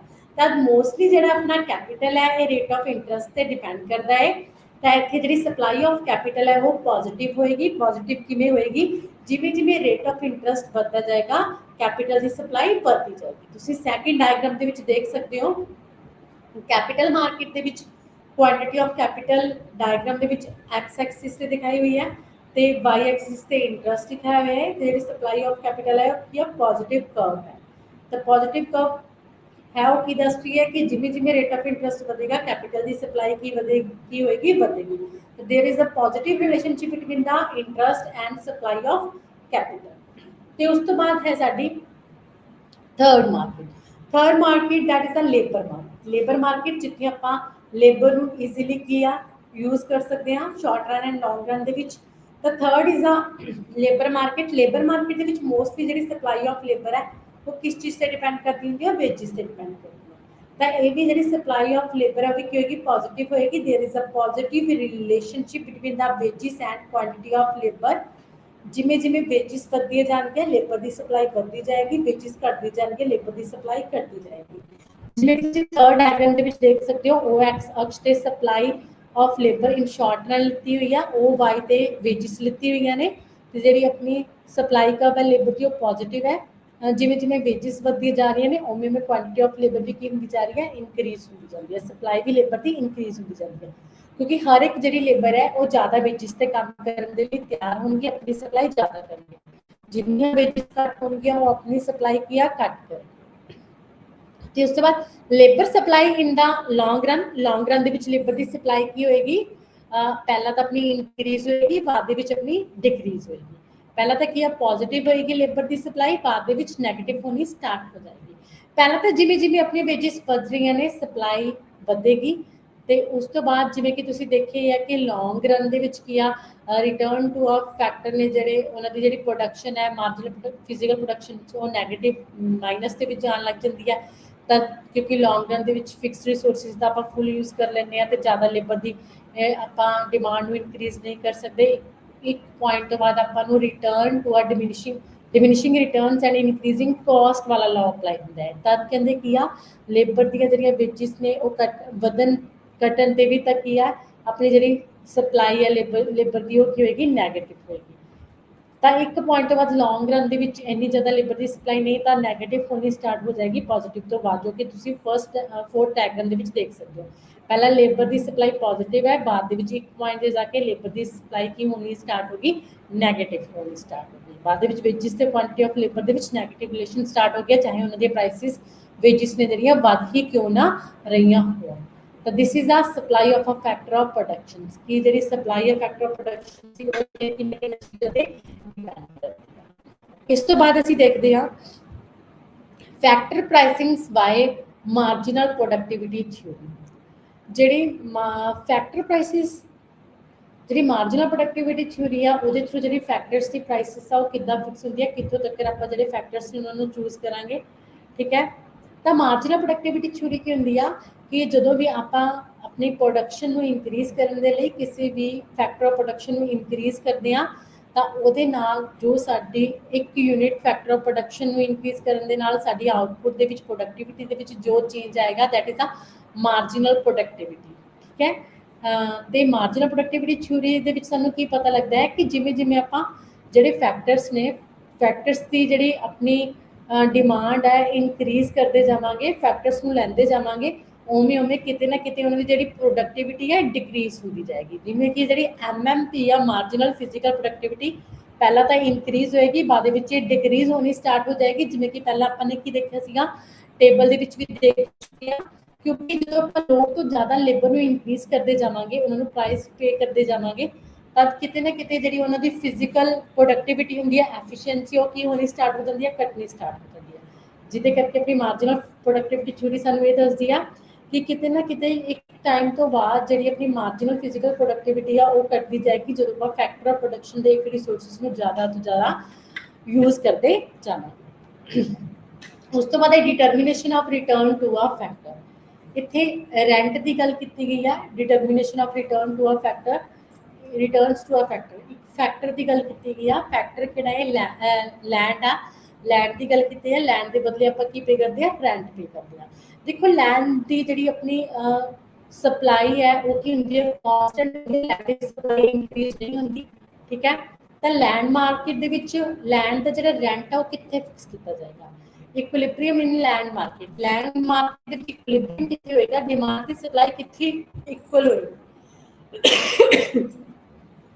ਤਾਂ ਇੱਥੇ ਟੂ ਥਿਊਰੀਜ਼ ਸੀਗੀਆਂ ਰੈਂਟ ਨਾਲ ਰਿਲੇਟਡ ਕਿ ਰੈਂਟ ਕਿੱਦਾਂ ਫਿਕਸ ਹੋਏਗਾ। ਇੱਕ ਦੇ ਵਿੱਚ ਤਾਂ ਡਾਇਨਾਮਿਕ ਫੈਕਟਰ ਹੈ ਵੀ ਜਿਹੜਾ ਆਪਣਾ ਰੈਂਟ ਹੈ ਉਹ ਜਿਹੜੀ ਗ੍ਰੇਡ ਹੈ ਲੈਂਡ ਦੀ ਕੁਆਲਿਟੀ ਆ ਫਰਟੀਲਿਟੀ ਉਹਦੇ ਬੇਸ ਤੇ ਡਿਪੈਂਡ ਕਰਦਾ ਹੁੰਦਾ ਹੈ। ਜਿਹੜੀ ਸੁਪੀਰੀਅਰ ਰੈਂਟ ਹੈ ਉਹਦਾ ਰੈਂਟ ਜ਼ਿਆਦਾ ਹੋਏਗਾ, ਠੀਕ ਲੈਂਡ ਦਾ ਹੋਏਗਾ। This is a intensive and extensive theory of land. ਤੇ ਦੂਸਰੀ ਹੈ ਕਿ ਜਿਹੜੀ ਲੈਂਡ ਆ ਉਹਦੀ ਸਕਾਰਸਿਟੀ ਹੈ, ਲੈਂਡ ਦੀ ਸਕਾਰਸਿਟੀ ਹੋਣ ਕਰਕੇ ਕੀ ਆ ਜਿਹੜਾ ਰੈਂਟ ਆ ਉਹ ਰਾਈਜ਼ ਹੁੰਦਾ ਹੈ ਕਿਉਂਕਿ ਜਿਹੜੀ ਲੈਂਡ ਦੀ ਸਪਲਾਈ ਹੈ ਉਹ ਕੀ ਆ ਕਨਸਟੈਂਟ ਹੈ, ਲੇਕਿਨ ਜਿਹੜੀ ਲੈਂਡ ਦੀ ਡਿਮਾਂਡ ਹੈ ਉਹ ਡੇ ਬਾਈ ਡੇ ਕੀ ਹੋ ਰਹੀ ਹੈ ਇਨਕਰੀਜ਼ ਹੁੰਦੀ ਜਾ ਰਹੀ ਹੈ। ਤੇ ਲੈਂਡ ਦੀ ਡਿਮਾਂਡ ਇਨਕਰੀਜ਼ ਹੋਣ ਕਰਕੇ ਜਿਹੜਾ ਰੈਂਟ ਆ ਉਹ ਵੀ ਕੀ ਹੋਏਗਾ ਆਪਣਾ ਇਨਕਰੀਜ਼ ਹੋਏਗਾ। ਲੇਕਿਨ ਲੈਂਡ ਦੀ ਜਿਹੜੀ ਡਿਮਾਂਡ ਤੇ ਸਪਲਾਈ ਹੈ ਜਿੱਥੇ ਇਕੁਅਲ ਹੋਏਗੀ ਰੈਂਟ ਉੱਥੇ ਹੀ ਕੀ ਹੋਏਗਾ ਫਿਕਸ ਹੋਏਗਾ। ਤੇ ਜਿਹੜੀ ਲੈਂਡ ਦੀ ਸਪਲਾਈ ਉਹ ਕੀ ਹੈ ਕਾਂਸਟੈਂਟ ਹੈ, ਤਾਂ ਲੈਂਡ ਦੀ ਸਪਲਾਈ ਤਾਂ ਕਾਂਸਟੈਂਟ ਰਹੇਗੀ, ਵਾਈ ਐਕਸਿਸ ਤੇ ਪੈਰਲਲ ਰਹੇਗੀ ਐਂਡ ਜਿਹੜੀ ਡਿਮਾਂਡ ਆ ਉਹ ਇਨਕਰੀਜ਼ ਵੀ ਹੋ ਸਕਦੀ ਹੈ ਡਿਕਰੀਜ਼ ਵੀ ਹੋ ਸਕਦੀ ਹੈ। ਤੇ ਜਿੱਥੇ ਇਕੁਅਲ ਨੇ ਡਿਮਾਂਡ ਤੇ ਸਪਲਾਈ ਆਫ ਲੈਂਡ ਉੱਥੇ ਕੀ ਹੈ ਇਕੁਇਲਿਬਰੀਅਮ ਪੋਜੀਸ਼ਨ ਹੈ, ਉੱਥੇ ਰੈਂਟ ਕੀ ਆਪਣਾ ਫਿਕਸ ਹੋਏਗਾ ਜਿਵੇਂ ਕਿ ਤੁਸੀਂ ਇਸ ਡਾਇਗਰਾਮ ਦੇ ਵਿੱਚ ਦੇਖ ਸਕਦੇ ਹੋ। OX अक्ष ਤੇ ਕੁਆਂਟੀਟੀ ਆਫ ਲੈਂਡ ਲਿੱਤੀ ਹੋਈ ਹੈ ਐਂਡ OY ਤੇ ਰੈਂਟ ਲਿੱਤਾ ਹੋਇਆ ਹੈ। ਤਦ ਇਕੁਇਲਿਬਰੀਅਮ ਇਨ ਲੈਂਡ ਮਾਰਕੀਟ ਦੇ ਵਿੱਚ ਇਕੁਇਲਿਬਰੀਅਮ ਕਿੱਥੇ ਹੋਏਗਾ ਜਿੱਥੇ ਲੈਂਡ ਦੀ ਡਿਮਾਂਡ ਤੇ ਸਪਲਾਈ ਕੀ ਹੋਏਗੀ ਇਕੁਅਲ ਹੋਏਗੀ। ਲੈਂਡ ਦੀ ਜਿਹੜੀ ਸਪਲਾਈ ਆ ਕਾਂਸਟੈਂਟ ਹੈ ਉਹ y ਐਕਸਿਸ ਤੇ ਪੈਰਲਲ ਹੋਏਗੀ ਸਪਲਾਈ ਆਫ ਲੈਂਡ, ਠੀਕ ਹੈ ਜੋ ਕਾਂਸਟੈਂਟ ਹੈ ਜਿਹਨੂੰ ਇਨਕਰੀਜ਼ ਨਹੀਂ ਕੀਤਾ ਜਾ ਸਕਦਾ ਐਂਡ ਡਿਮਾਂਡ ਕਰਵ ਕੀ ਹੈ ਲੈਫਟ ਰਾਈਟ ਡਾਊਨਵਰਡ ਹੈ। ਤੇ ਕੱਟ ਕਿੱਥੇ ਰਹੇ ਨੇ ਜਿੱਥੇ ਇੱਕ ਦੂਸਰੇ ਨੂੰ ਕੱਟ ਰਹੇ ਨੇ, ਦਿਸ ਇਜ਼ ਦਾ ਇਕੁਇਲਿਬਰੀਅਮ ਪੁਆਇੰਟ ਇਹ ਪੁਆਇੰਟ ਜਿੱਥੇ ਰੈਂਟ ਹੈ ਜਿਹੜਾ ਕਿੰਨਾ ਫਿਕਸ ਹੋਇਆ ਉਹ ਆਰ ਫਿਕਸ ਹੋਇਆ ਹੈ। ਤਾਂ ਇਸ ਪੁਆਇੰਟ ਤੋਂ ਬਾਅਦ ਜੇ मतलब अपनी डिमांड इंक्रीज हो जाती है तो डिमांड अपनी की हो जाएगी राइटवर्ड उपरवर्ड शिफ्ट हो जाएगी, लेकिन सप्लाई उन्नी हो रहेगी तो अपना रेंट भी की हो जाएगा इंक्रीज हो जाएगा। लेकिन अगर डिमांड घट जाती है अपनी लैंड की तब डिमांड कब डाउनवर्ड शिफ्ट हो जाएगी तो रेंट भी की हो जाएगा डिक्रीज हो जाएगा। तो लेकिन पहला रेंट फिक्स कितने होएगा जिथे सप्लाई एंड डिमांड की ने equal. This is a equilibrium in the land market. Second is a wages. Wages की ਹੁੰਦੀਆਂ ਨੇ, वेजिस ਹੁੰਦੀਆਂ ਨੇ ਜਿਹੜੀਆਂ ਆਪਣੀਆਂ ਜਦੋਂ ਆਪਾਂ ਲੇਬਰ ਨੂੰ ਯੂਜ਼ ਕਰਦੇ ਹਾਂ ਫੈਕਟਰ ਆਫ ਪ੍ਰੋਡਕਸ਼ਨਸ ਦੇ ਵਿੱਚ ਤਾਂ ਲੇਬਰ ਦੇ ਬਦਲੇ ਆਪਾਂ ਨੂੰ ਕੀ ਦੇਣਾ ਪੈਂਦਾ ਹੈ ਵੇਜਿਸ ਦੇਣੀਆਂ ਪੈਂਦੀਆਂ ਨੇ, ਠੀਕ ਹੈ। ਨੋਮੀਨਲ ਵੇਜਿਸ ਹੁੰਦੀਆਂ ਨੇ, ਰੀਅਲ ਵੇਜਿਸ ਹੁੰਦੀਆਂ ਨੇ। ਨੋਮੀਨਲ ਵੇਜਿਸ ਉਹ ਹੁੰਦੀਆਂ ਨੇ ਜਦੋਂ ਆਪਾਂ ਮਨੀ ਦੀ ਫਾਰਮ ਦੇ ਵਿੱਚ ਕੈਸ਼ ਦੀ ਫਾਰਮ ਦੇ ਵਿੱਚ ਸੈਲਰੀ ਦਾ ਪੇਮੈਂਟ ਪੂਰੀ ਆਪਾਂ ਆਪਣੀ ਲੇਬਰ ਨੂੰ ਕਰਦੇ ਹਾਂ। ਤੇ ਰੀਅਲ ਵੇਜਿਸ ਕੀ ਹੁੰਦੀਆਂ ਨੇ ਜਿਹੜੀ ਆਪਾਂ ਵੇਜਿਸ ਦਿੰਦੇ ਹਾਂ ਉਹਨਾਂ ਨੂੰ ਉਹਨਾਂ ਦੀ ਉਸ ਵੇਜਿਸ ਦੀ ਪਰਚੇਸਿੰਗ ਪਾਵਰ ਕਿੰਨੀ ਆ। अगर मैं 50 रुपीज़ ਦਿੱਤੇ ਨੇ ਤਾਂ 50 रुपीज़ ਦੇ ਥਰੂ ਕਿੰਨੀਆਂ ਗੁੱਡਸ ਨੂੰ ਬਾਈ ਕਰ ਸਕਦੇ ਨੇ। This is a real wages, ਠੀਕ ਹੈ। ਤਦ ਕਹਿੰਦੇ ਵੇਜਿਸ ਨਾਲ ਰਿਲੇਟਡ ਵੀ ਇੱਥੇ ਡਿਫਰੈਂਟ ਥਿਊਰੀਜ਼ ਨੇ ਜਿਹੜੀਆਂ ਲੇਬਰ ਮਾਰਕੀਟ ਦੇ ਵਿੱਚ ਦਿੱਤੀਆਂ ਹੋਈਆਂ ਨੇ। ਕਲਾਸੀਕਲ ਤੇ new classical theory of labour ਹੈ।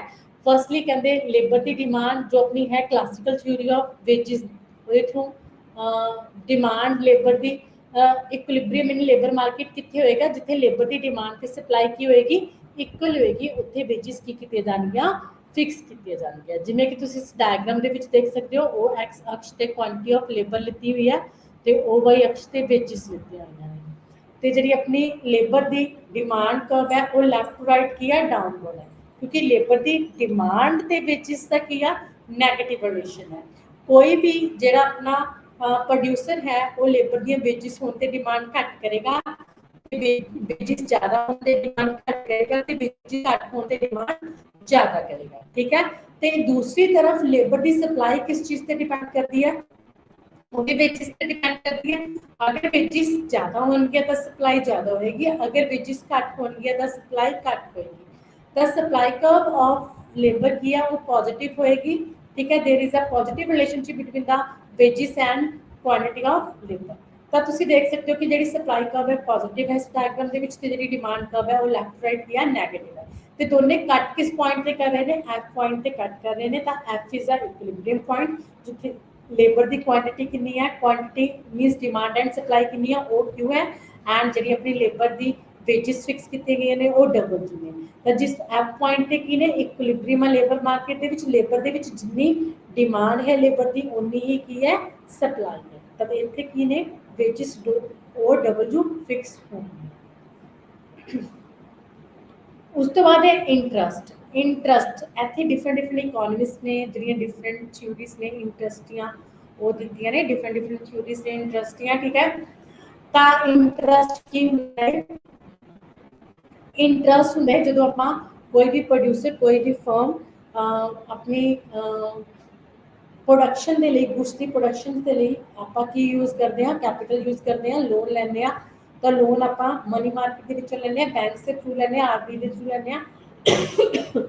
तो आरबीआई को सानू जो भी पेमेंट्स ने एक्स्ट्रा पेमेंट्स ने मनी के बाद वो करनिया पैंदियां ने, दैट इज कॉल्ड इंटरस्ट, जिन्होंने आप ब्याज बोलते हैं, ठीक है। तो एक होंगे ग्रॉस इंटरस्ट, एक होंगे नैट इंटरस्ट। ग्रॉस इंटरस्ट जो आप जिहदे विच आपां टोटल इंटरस्ट जिहड़ा पे करते हैं, नैट इंटरस्ट जो आप सिर्फ मनी के यूज़ के लिए पे करते हैं। तो different different theories of interest दित्तियां हुई ने, जिहदे विच लोनेबल फंड थ्योरी जिहड़ी है फर्स्ट थ्योरी है। लोनेबल फंड थ्योरी दे विच की हुंदा है, जिहड़ा रेट ऑफ इंटरस्ट है वो कित्थे फिक्स हुंदा है, अपनी कैपिटल मार्केट दे विच जिथे लोन दी अपनी डिमांड ते सप्लाई इक्को हुंदी है। लोनेबल फंड्स थ्योरी का मतलब क्या है कि होंगे loanable fund theory. Loanable theory ਦੇ ਵਿੱਚ ਕੀ ਹੁੰਦਾ ਹੈ ਕਿ ਆਪਾਂ ਜਿਹੜੀ ਲੋਨ ਦੀ ਸਪਲਾਈ ਹੈ ਤੇ ਡਿਮਾਂਡ ਹੈ ਦੋਨਾਂ ਨੂੰ ਚੈੱਕ ਕਰਦੇ ਆ। ਲੋਨ ਦਾ ਮਤਲਬ ਕਿ ਲੋਨ ਦੇਣਾ ਤੇ ਲੋਨ ਲੈਣਾ। ਲੋਨ ਲੈਂਦਾ ਕੌਣ ਹੈ, ਜਿਹਨੂੰ ਲੋਨ ਚਾਹੀਦਾ ਹੈ, ਜਿਹਨੂੰ ਕੈਪੀਟਲ ਚਾਹੀਦੀ ਹੈ, ਜਿਵੇਂ ਕਿ ਪ੍ਰੋਡਿਊਸਰਸ। ਲੋਨ ਦਿੰਦਾ ਕੌਣ ਹੈ, ਬੈਂਕ ਸੀ। तो जी सप्लाई ऑफ लोन ने लोनेबल फंड्स ने वो किस चीज़ से डिपेंड कर दी है, एक तो सेविंग पर डिपेंड करती है। लोग सेविंग करवाते हैं, ठीक है, तो उन्होंने एक्स्ट्रा इंटरस्ट मिले, तो उस इंटरस्ट ज़्यादा होती सेविंग ज़्यादा करवाएंगे बैंक्स के कोल, ठीक है। तो बैंक्स के कोल सेविंग ज़्यादा होएगी तो सप्लाई भी किया ज़्यादा होएगी। दूसरा डिसहोल्डिंग, लोगों के कोल डिसहोल्डिंग्स मतलब जिन्ना लोग अपने को पैसा घट होल्ड करके रखेंगे तो बैंक से भी ज़्यादा सेव कराएंगे, सप्लाई उन्नी ही की होएगी ज़्यादा होएगी। तो दिस इन्वेस्टमेंट जिन्नी इन्वेस्टमेंट घट होएगी तो रेट ऑफ इंटरस्ट ज़्यादा होएगा, इन्वेस्टमेंट घट करके सेविंग उन्नी ज़्यादा होएगी तो सप्लाई भी की उन्नी ही ज़्यादा होएगी, ठीक है। तो एक हैगा इंटरस्ट का घट होना जिहदे थ्रू की सप्लाई इंटरस्ट का ज़्यादा होना जिहदे थ्रू बैंक्स लोन की सप्लाई ज़्यादा करती है। ਤਾਂ ਜਿਹੜੀ ਆਪਣੀ ਜਿਹੜੀ ਲੋਨੇਬਲ ਫੰਡ ਦੀ ਸਪਲਾਈ ਹੈ ਇਹ ਸੇਵਿੰਗ ਤੇ ਡਿਸਪੋਜ਼ਿੰਗ ਤੇ ਇਨਵੈਸਟਮੈਂਟ ਤੇ ਡਿਪੈਂਡ ਕਰਦੀ ਹੈ। ਤੇ ਡਿਮਾਂਡ ਆਫ ਲੋਨੇਬਲ ਫੰਡਸ ਕਿਸ ਚੀਜ਼ ਤੇ ਡਿਪੈਂਡ ਕਰਦੀ ਹੈ, ਜਿਵੇਂ ਕਿ ਆਪਾਂ ਨੇ ਲੋਨ ਲੈਣਾ ਹੈ ਤੇ ਇਹਦੀ ਜਿਹੜੀ ਡਿਮਾਂਡ ਆ ਉਹ ਇੱਕ ਤਾਂ ਕੰਜ਼ੰਪਸ਼ਨ ਤੇ ਡਿਪੈਂਡ ਕਰਦੀ ਹੈ, ਜਿੰਨੀ ਕੰਜ਼ੰਪਸ਼ਨ ਜ਼ਿਆਦਾ ਹੋਏਗੀ ਉਹਨਾਂ ਲੋਨ ਆਪਾਂ ਜ਼ਿਆਦਾ ਲਵਾਂਗੇ। ਇੱਕ ਇਨਵੈਸਟਮੈਂਟ ਤੇ ਡਿਪੈਂਡ, ਪ੍ਰੋਡਿਊਸਰ ਸੈਕਟਰ ਇਨਵੈਸਟਮੈਂਟ ਤੇ ਡਿਪੈਂਡ ਕਰਦੀ ਹੈ, ਜਿੰਨੀ ਅਸੀਂ ਇਨਵੈਸਟਮੈਂਟ ਜ਼ਿਆਦਾ ਕਰਾਂਗੇ ਉਨਾ ਹੀ ਆਪਾਂ ਲੋਨ ਜ਼ਿਆਦਾ ਕਰਾਂਗੇ। ਹੋਲਡਿੰਗ ਤੇ ਡਿਪੈਂਡ ਕਰਦੀ ਹੈ, ਜਿੰਨਾ ਅਸੀਂ ਪੈਸਾ ਜ਼ਿਆਦਾ ਹੋਲਡ ਕਰਨਾ ਚਾਹੁੰਦੇ ਹਾਂ ਉਨੀ ਹੀ ਅਸੀਂ ज़्यादा लोन को यूज़ करांगे। तो जिथे ये जी अपनी सप्लाई तो डिमांड है लोनेबल फंड्स की इक्वल होएगी, उत्थे जो अपना रेंट है वो इंटरस्ट है वो फिक्स किया जाएगा। जिवें कि तुसीं इस डायग्राम दे विच देख सकते हो, इत्थे लोनेबल फंड्स की डिमांड ते सप्लाई दिखाई हुई है। ओ एक्स अक्ष ते लोनेबल फंड्स की क्वांटिटी दिखाई हुई है, ओ वाई ते डिमांड इंटरस्ट दिखाया हुआ है, ठीक है। एस एस कर्व है जी वो पॉजिटिव है। As as mean supply of जी लोनेबल फंड्स है वो रेट ऑफ इंटरस्ट के नाल पॉजिटिव रिलेशनशिप है, जिन्नी इंटरस्ट ज़्यादा होएगी उन्नी ही जी सप्लाई है वो ज़्यादा होएगी। तो उस तो बाद जिन्ना अपना रेट ऑफ इंटरस्ट घट होएगा उन्नी ही सप्लाई की है घट होएगी। तो जी डिमांड है D T curve is a demand curve. Demand curve की कर रही है इत्थे नैगेटिव रिलेशनशिप है इंटरस्ट ते लोनेबल फंड्स के विच। जिन्ना रेट ऑफ इंटरस्ट घट होएगा लोनेबल फंड्स की जी अपनी डिमांड है ज़्यादा होएगी, जिन्ना ही रेट ऑफ इंटरस्ट ਵੱਧ ਹੋਏਗਾ ਲੋਨੇਬਲ ਫੰਡਸ ਦੀ ਜਿਹੜੀ ਡਿਮਾਂਡ ਆ ਉਹ ਕੀ ਹੋਏਗੀ ਘੱਟ ਹੋਏਗੀ। ਤੇ ਜਿੱਥੇ ਦੋਹੇ ਇੱਕ ਦੂਸਰੇ ਨੂੰ ਕੱਟ ਰਹੇ ਨੇ this is a point of equilibrium, ਜਿੱਥੇ ਆਰ ਜਿਹੜਾ ਆਪਣਾ ਇੰਟਰਸਟ ਹੈ ਫਿਕਸ ਕੀਤਾ ਗਿਆ ਤੇ ਉਹ ਕਿਊ ਕੁਆਂਟੀਟੀ ਹੈ ਜਿਹੜੀ ਉਹ ਫਿਕਸ ਕੀਤੀ ਹੈ। ਤਾਂ ਇਹ ਇਜ਼ ਅ ਇਕੁਇਲਿਬ੍ਰੀਅਮ। ਇੱਥੇ ਜਿੱਥੇ ਡਿਮਾਂਡ ਤੇ ਸਪਲਾਈ ਹੋਣਗੇ ਉੱਥੇ ਰੇਟ ਆਫ ਇੰਟਰਸਟ ਜਿਹੜਾ ਉਹ ਕੀ ਕੀਤਾ ਜਾਏਗਾ ਫਿਕਸ ਕੀਤਾ ਜਾਏਗਾ। Second is a liquidity preference theory. Liquidity preference theory ਦੇ ਵਿੱਚ ਕੀ ਆ ਕਿ ਜਿਹੜੇ ਆਪਣੇ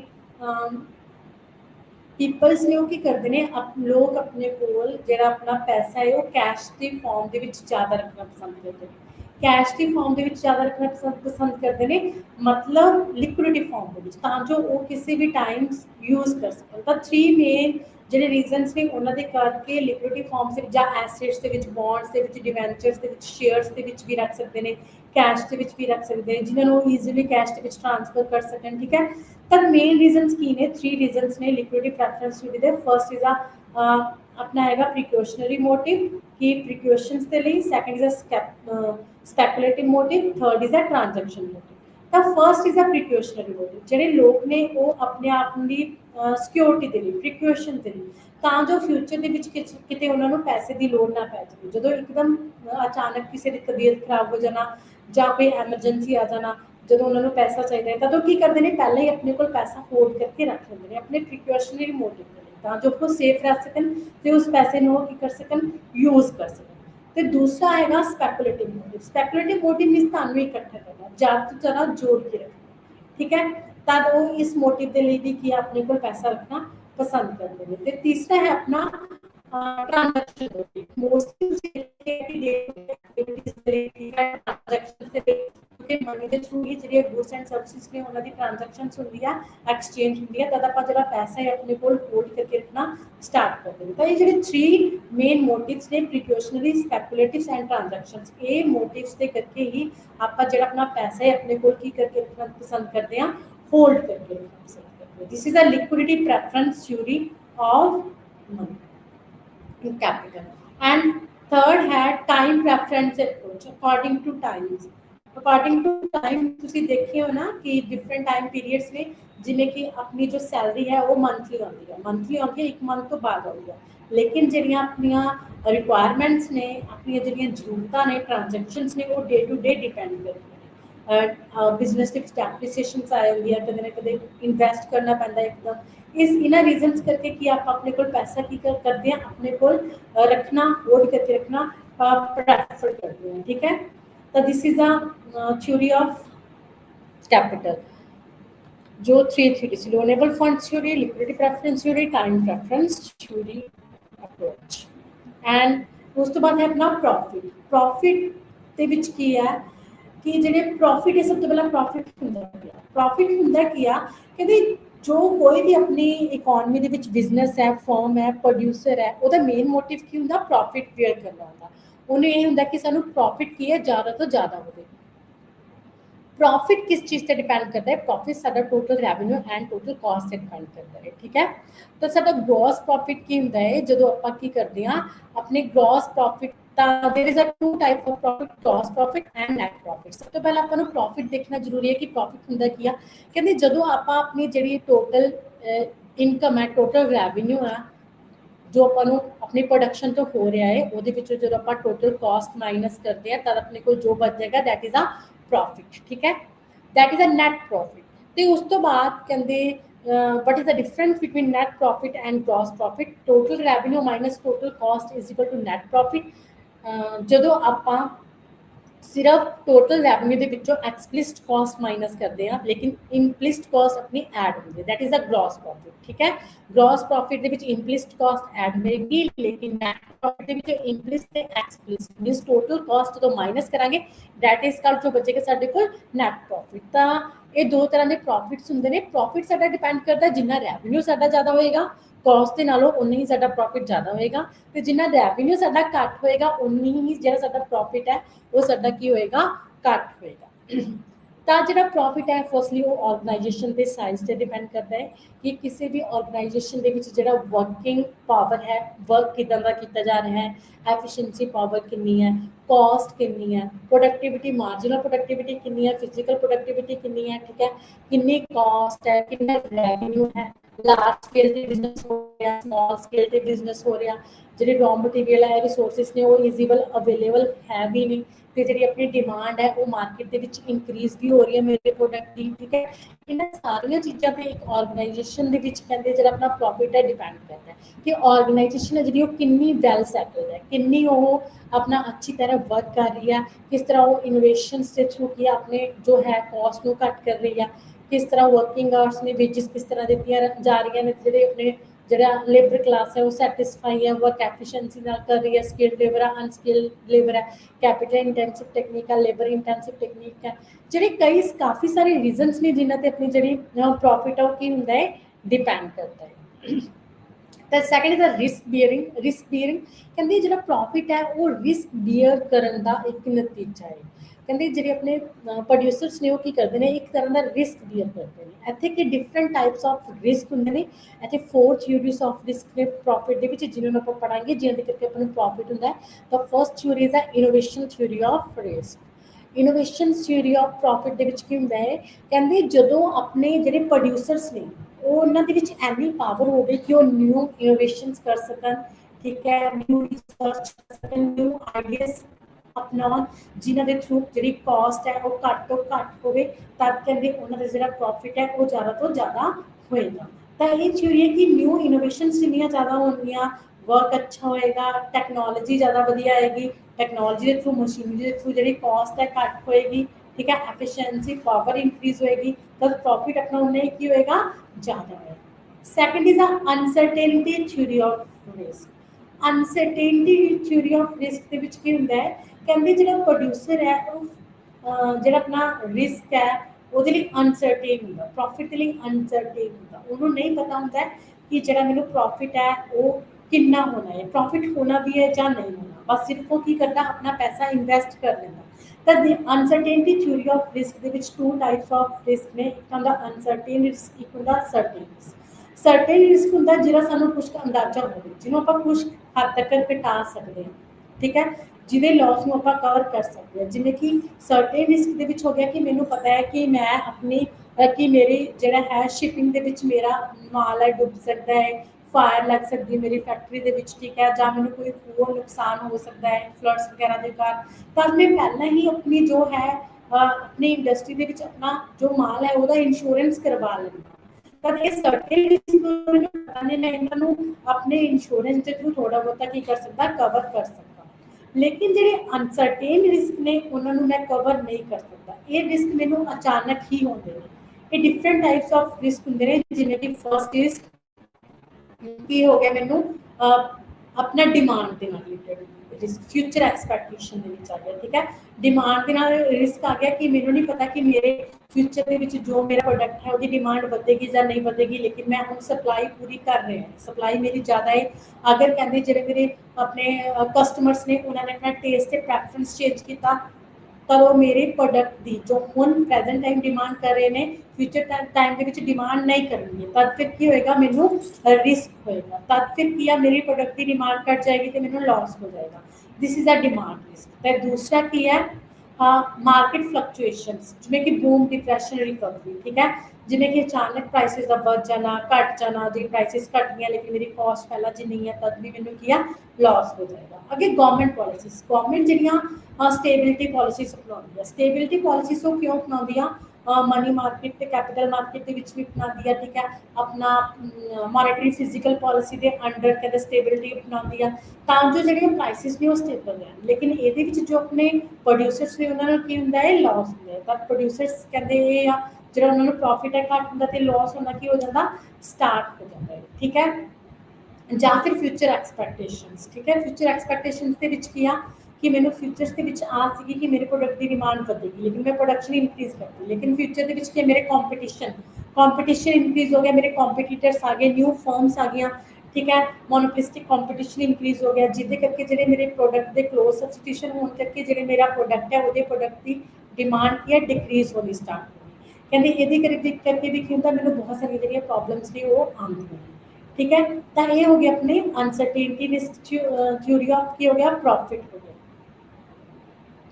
तो उस तो बाद है एक अपना इनोवेशन थ्योरी ऑफ प्रॉफिट हो गया, अनसर्टेनिटी थ्योरी ऑफ प्रॉफिट हो गया, ठीक है। तो ये अपने जो प्रॉफिट नाल रिलेटेड थ्योरी सी।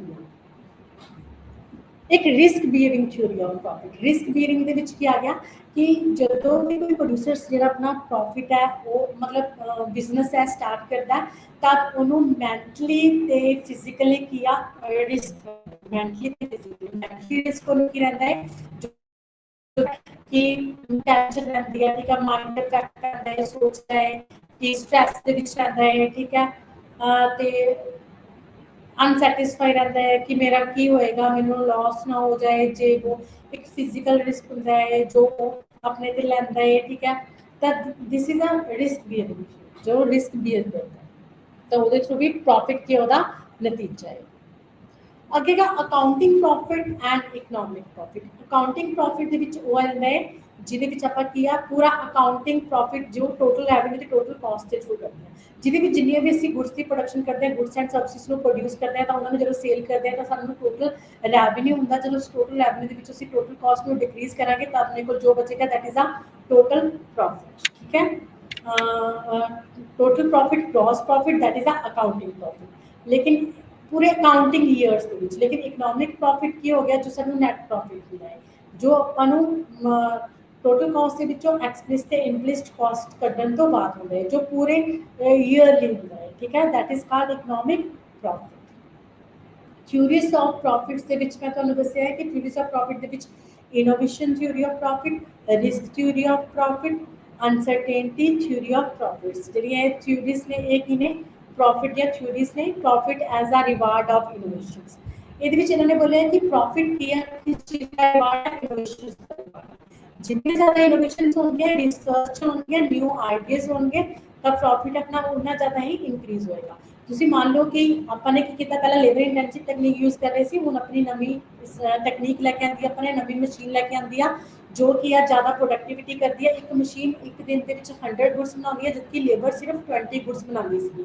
ਤਦ ਫਿਰ ਕੀ ਆ, ਕਾਸਟ ਮੇਰੀ ਘਟ ਗਈ ਲੇਕਿਨ ਪ੍ਰੋਡਕਸ਼ਨ ਮੇਰੀ ਵੱਧ ਗਈ ਨਿਊ ਇਨੋਵੇਸ਼ਨਸ ਦੇ ਥਰੂ। ਠੀਕ ਹੈ, ਤਦ ਮੇਰਾ ਪ੍ਰੋਫਿਟ ਇਨਕਰੀਜ਼ ਹੋ ਗਿਆ। ਜਾਂ ਫਿਰ ਆਈਡੀਆਜ਼ ਦੇ ਥਰੂ ਜੋ ਮੈਂ ਐਕਸਪਰਟਸ ਨੇ ਐਕਸਪੀਰੀਅੰਸ ਦੇ ਥਰੂ ਕੀ ਕੀਤਾ, ਆਈਡੀਆਜ਼ ਚੇਂਜ ਕੀਤੇ, ਨਿਊ ਇਨੋਵੇਸ਼ਨਸ ਲੈ ਕੇ ਆਂਦੀ, ਨਿਊ ਪ੍ਰੋਡਕਟ ਲਾਂਚ ਕੀਤਾ ਤੇ ਉਹਦੇ ਇੰਗਰੀਡੀਐਂਟਸ ਚੇਂਜ ਕੀਤੇ ਤੇ ਆਪਣਾ ਮੋਟਿਵ ਚੇਂਜ ਕੀਤਾ, ਐਡਵਰਟਾਈਜ਼ਮੈਂਟ ਕੀਤੀ। ਠੀਕ ਹੈ, ਕਸਟਮਰਸ ਨੂੰ ਮੋਟਿਵ ਕੀਤਾ ਤੇ ਇਹਦੇ ਥਰੂ ਵੀ ਜਿਹੜਾ ਆਪਣਾ ਪ੍ਰੋਫਿਟ ਹੋਏਗਾ ਉਹ ਇਨੋਵੇਸ਼ਨਸ ਦਾ ਕੀ ਆ, ਰਿਵਾਰਡ ਹੈ। ਤਾਂ ਇਹ ਸਾਰੇ ਅੱਗੇ ਹੈਗਾ ਅਨਸਰਟੇਨਟੀ ਐਂਡ ਪ੍ਰੋਫਿਟ। ਇਹਦੇ ਵਿੱਚ ਕੀ ਹੈ ਕਿ ਜਿੰਨੀ ਜ਼ਿਆਦਾ ਅਨਸਰਟੇਨਟੀ ਹੋਏਗੀ, this is a uncertainty theory of profit, ਜਿੰਨੀ ਜ਼ਿਆਦਾ ਅਨਸਰਟੇਨਟੀ ਹੋਏਗੀ ਪ੍ਰੋਫਿਟ ਉਹਨਾਂ ਜ਼ਿਆਦਾ ਹੀ ਜ਼ਿਆਦਾ ਹੋਏਗਾ। ਅਨਸਰਟੇਨਟੀ ਜਿਵੇਂ ਕਿ ਮੈਂ ਤੁਹਾਨੂੰ ਦੱਸਿਆ ਹੈ ਕਿ 2 ਟਾਈਪਸ ਆਫ ਅਨਸਰਟੇਨਟੀ ਹੁੰਦੀ ਆ, ਇੱਕ ਹੁੰਦੀ ਆ ਸਰਟੇਨ ਜੋ ਆਪਾਂ ਨੂੰ ਪਤਾ ਹੁੰਦੀ ਹੈ, ਇੱਕ ਹੁੰਦੀ ਹੈ ਅਨਸਰਟੇਨਟੀ ਜੋ ਆਪਾਂ ਨੂੰ ਨਹੀਂ ਪਤਾ ਹੁੰਦੀ ਹੈ, ਜਿਹਨੂੰ ਆਪਾਂ ਕਵਰ ਕਰ ਸਕਦੇ ਹਾਂ ਇੰਸ਼ੋਰੈਂਸ ਦੇ ਥਰੂ। ਲੇਕਿਨ ਅਨਸਰਟੇਨਟੀ ਜਿਹਨੂੰ ਆਪਾਂ ਨਹੀਂ ਕਵਰ ਕਰ ਸਕਦੇ, ਜਿਹੜੀ ਅਚਾਨਕ ਹੀ ਹੋ ਜਾਂਦੀ ਹੈ, ਜਿਵੇਂ ਕਿ ਮਾਰਕੀਟ ਸਟਰਕਚਰਸ ਦੇ ਵਿੱਚ ਕੀ ਆ, ਫਲਕਚੁਏਟ ਹੋਣਾ ਡਿਮਾਂਡ ਤੇ ਸਪਲਾਈ ਦੇ ਵਿੱਚ। ਠੀਕ ਹੈ, ਡਿਮਾਂਡ ਦਾ ਡਿਕਰੀਜ਼ ਹੋਣਾ, ਕੰਪੀਟੀਟਰਸ ਦਾ ਇਨਕਰੀਜ਼ ਹੋਣਾ ਤੇ ਆਪਣੀ ਗਵਰਨਮੈਂਟ ਦੀਆਂ ਪਾਲਿਸੀਜ਼ ਦਾ ਸਟੈਬਲਾਈਜੇਸ਼ਨ ਦੇ ਵਿੱਚ ਵਰਕ ਕਰਨਾ।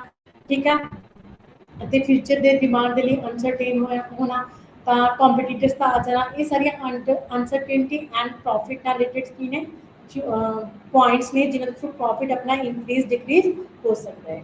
ਅੱਗੇ ਹੈਗਾ ਪ੍ਰੋਫਿਟ ਐਂਡ ਮਾਰਕੀਟ ਸਟਰਕਚਰਸ। ਕਹਿੰਦੇ ਪ੍ਰੋਫਿਟ ਤੇ ਮਾਰਕੀਟ ਸਟਰਕਚਰਸ ਦਾ ਵੀ ਬਹੁਤ ਜ਼ਿਆਦਾ ਅਸਰ ਪੈਂਦਾ ਹੈ। ਮਾਰਕੀਟ ਸਟਰਕਚਰ ਦੇ ਵਿੱਚ ਜਿਹੜੇ ਡਿਫਰੈਂਟ ਟਾਈਪਸ ਆਫ ਫਰਮਸ ਨੇ, ਅਗਰ ਮੋਨੋਪੋਲੀ ਆਪਾਂ ਪਤਾ ਹੈ ਮੋਨੋਪੋਲੀ ਇੱਕੋ ਫਰਮ ਹੈ ਤਾਂ ਉਹਦਾ ਜਿਹੜਾ ਗੁੱਡਸ ਨੇ ਜਿਹਦੀ ਪ੍ਰੋਡਕਸ਼ਨ ਕਰਦਾ ਉਹਨਾਂ ਦਾ ਕੋਈ ਕਲੋਜ਼ ਸਬਸਟੀਟਿਊਸ਼ਨ ਵੀ ਨਹੀਂ ਹੈਗਾ, ਤਾਂ ਉਹ ਪ੍ਰਾਈਸਿਸ ਇੰਕਰੀਜ਼ ਡਿਕਰੀਜ਼ ਕਰ ਸਕਦੇ ਨੇ, ਡਿਮਾਂਡ ਤੇ ਨਾ ਇਫੈਕਟ ਨਹੀਂ ਪੈਂਦਾ ਤਾਂ ਪ੍ਰੋਫਿਟ ਜ਼ਿਆਦਾ ਹੋਏਗਾ। ਲੇਕਿਨ ਅਗਰ ਮੋਨੋਪੋਲਿਸਟਿਕ ਆ ਕੰਪੀਟੀਟਰਸ ਨੇ ਤਦ ਕੀ ਆ, ਪ੍ਰੋਫਿਟ ਘੱਟ ਹੋਏਗਾ। ਤਾਂ ਮਾਰਕੀਟ ਦੇ ਸਟਰਕਚਰ ਦੇ ਵਿੱਚ ਡਿਮਾਂਡ ਐਂਡ ਸਪਲਾਈ ਤੇ ਗਵਰਨਮੈਂਟ ਪਾਲਿਸੀਜ਼ ਤੇ ਵੀ ਜਿਹੜਾ ਆਪਣਾ ਪ੍ਰੋਫਿਟ ਹੈ ਉਹ ਕੀ ਕਰਦਾ, ਡਿਪੈਂਡ ਕਰਦਾ ਹੈ। ਇਹ ਸੀਗੀਆਂ ਜਿਹੜੇ ਡਿਫਰੈਂਟ ਥਿਊਰੀਜ਼ ਆਫ ਪ੍ਰੋਫਿਟਸ ਨੇ। ਤਾਂ ਪ੍ਰੋਫਿਟ ਹੈ ਜਿਹੜਾ ਇਹ ਸਾਰੀਆਂ ਥਿਊਰੀਜ਼ ਤੇ ਡਿਪੈਂਡ ਕਰਦਾ ਹੈ। ਅੱਜ ਵਾਲਾ ਇਹ ਆਪਣਾ ਟੌਪਿਕ ਇੱਥੇ ਹੀ ਖਤਮ ਹੋ ਰਿਹਾ ਹੈ। ਧੰਨਵਾਦ।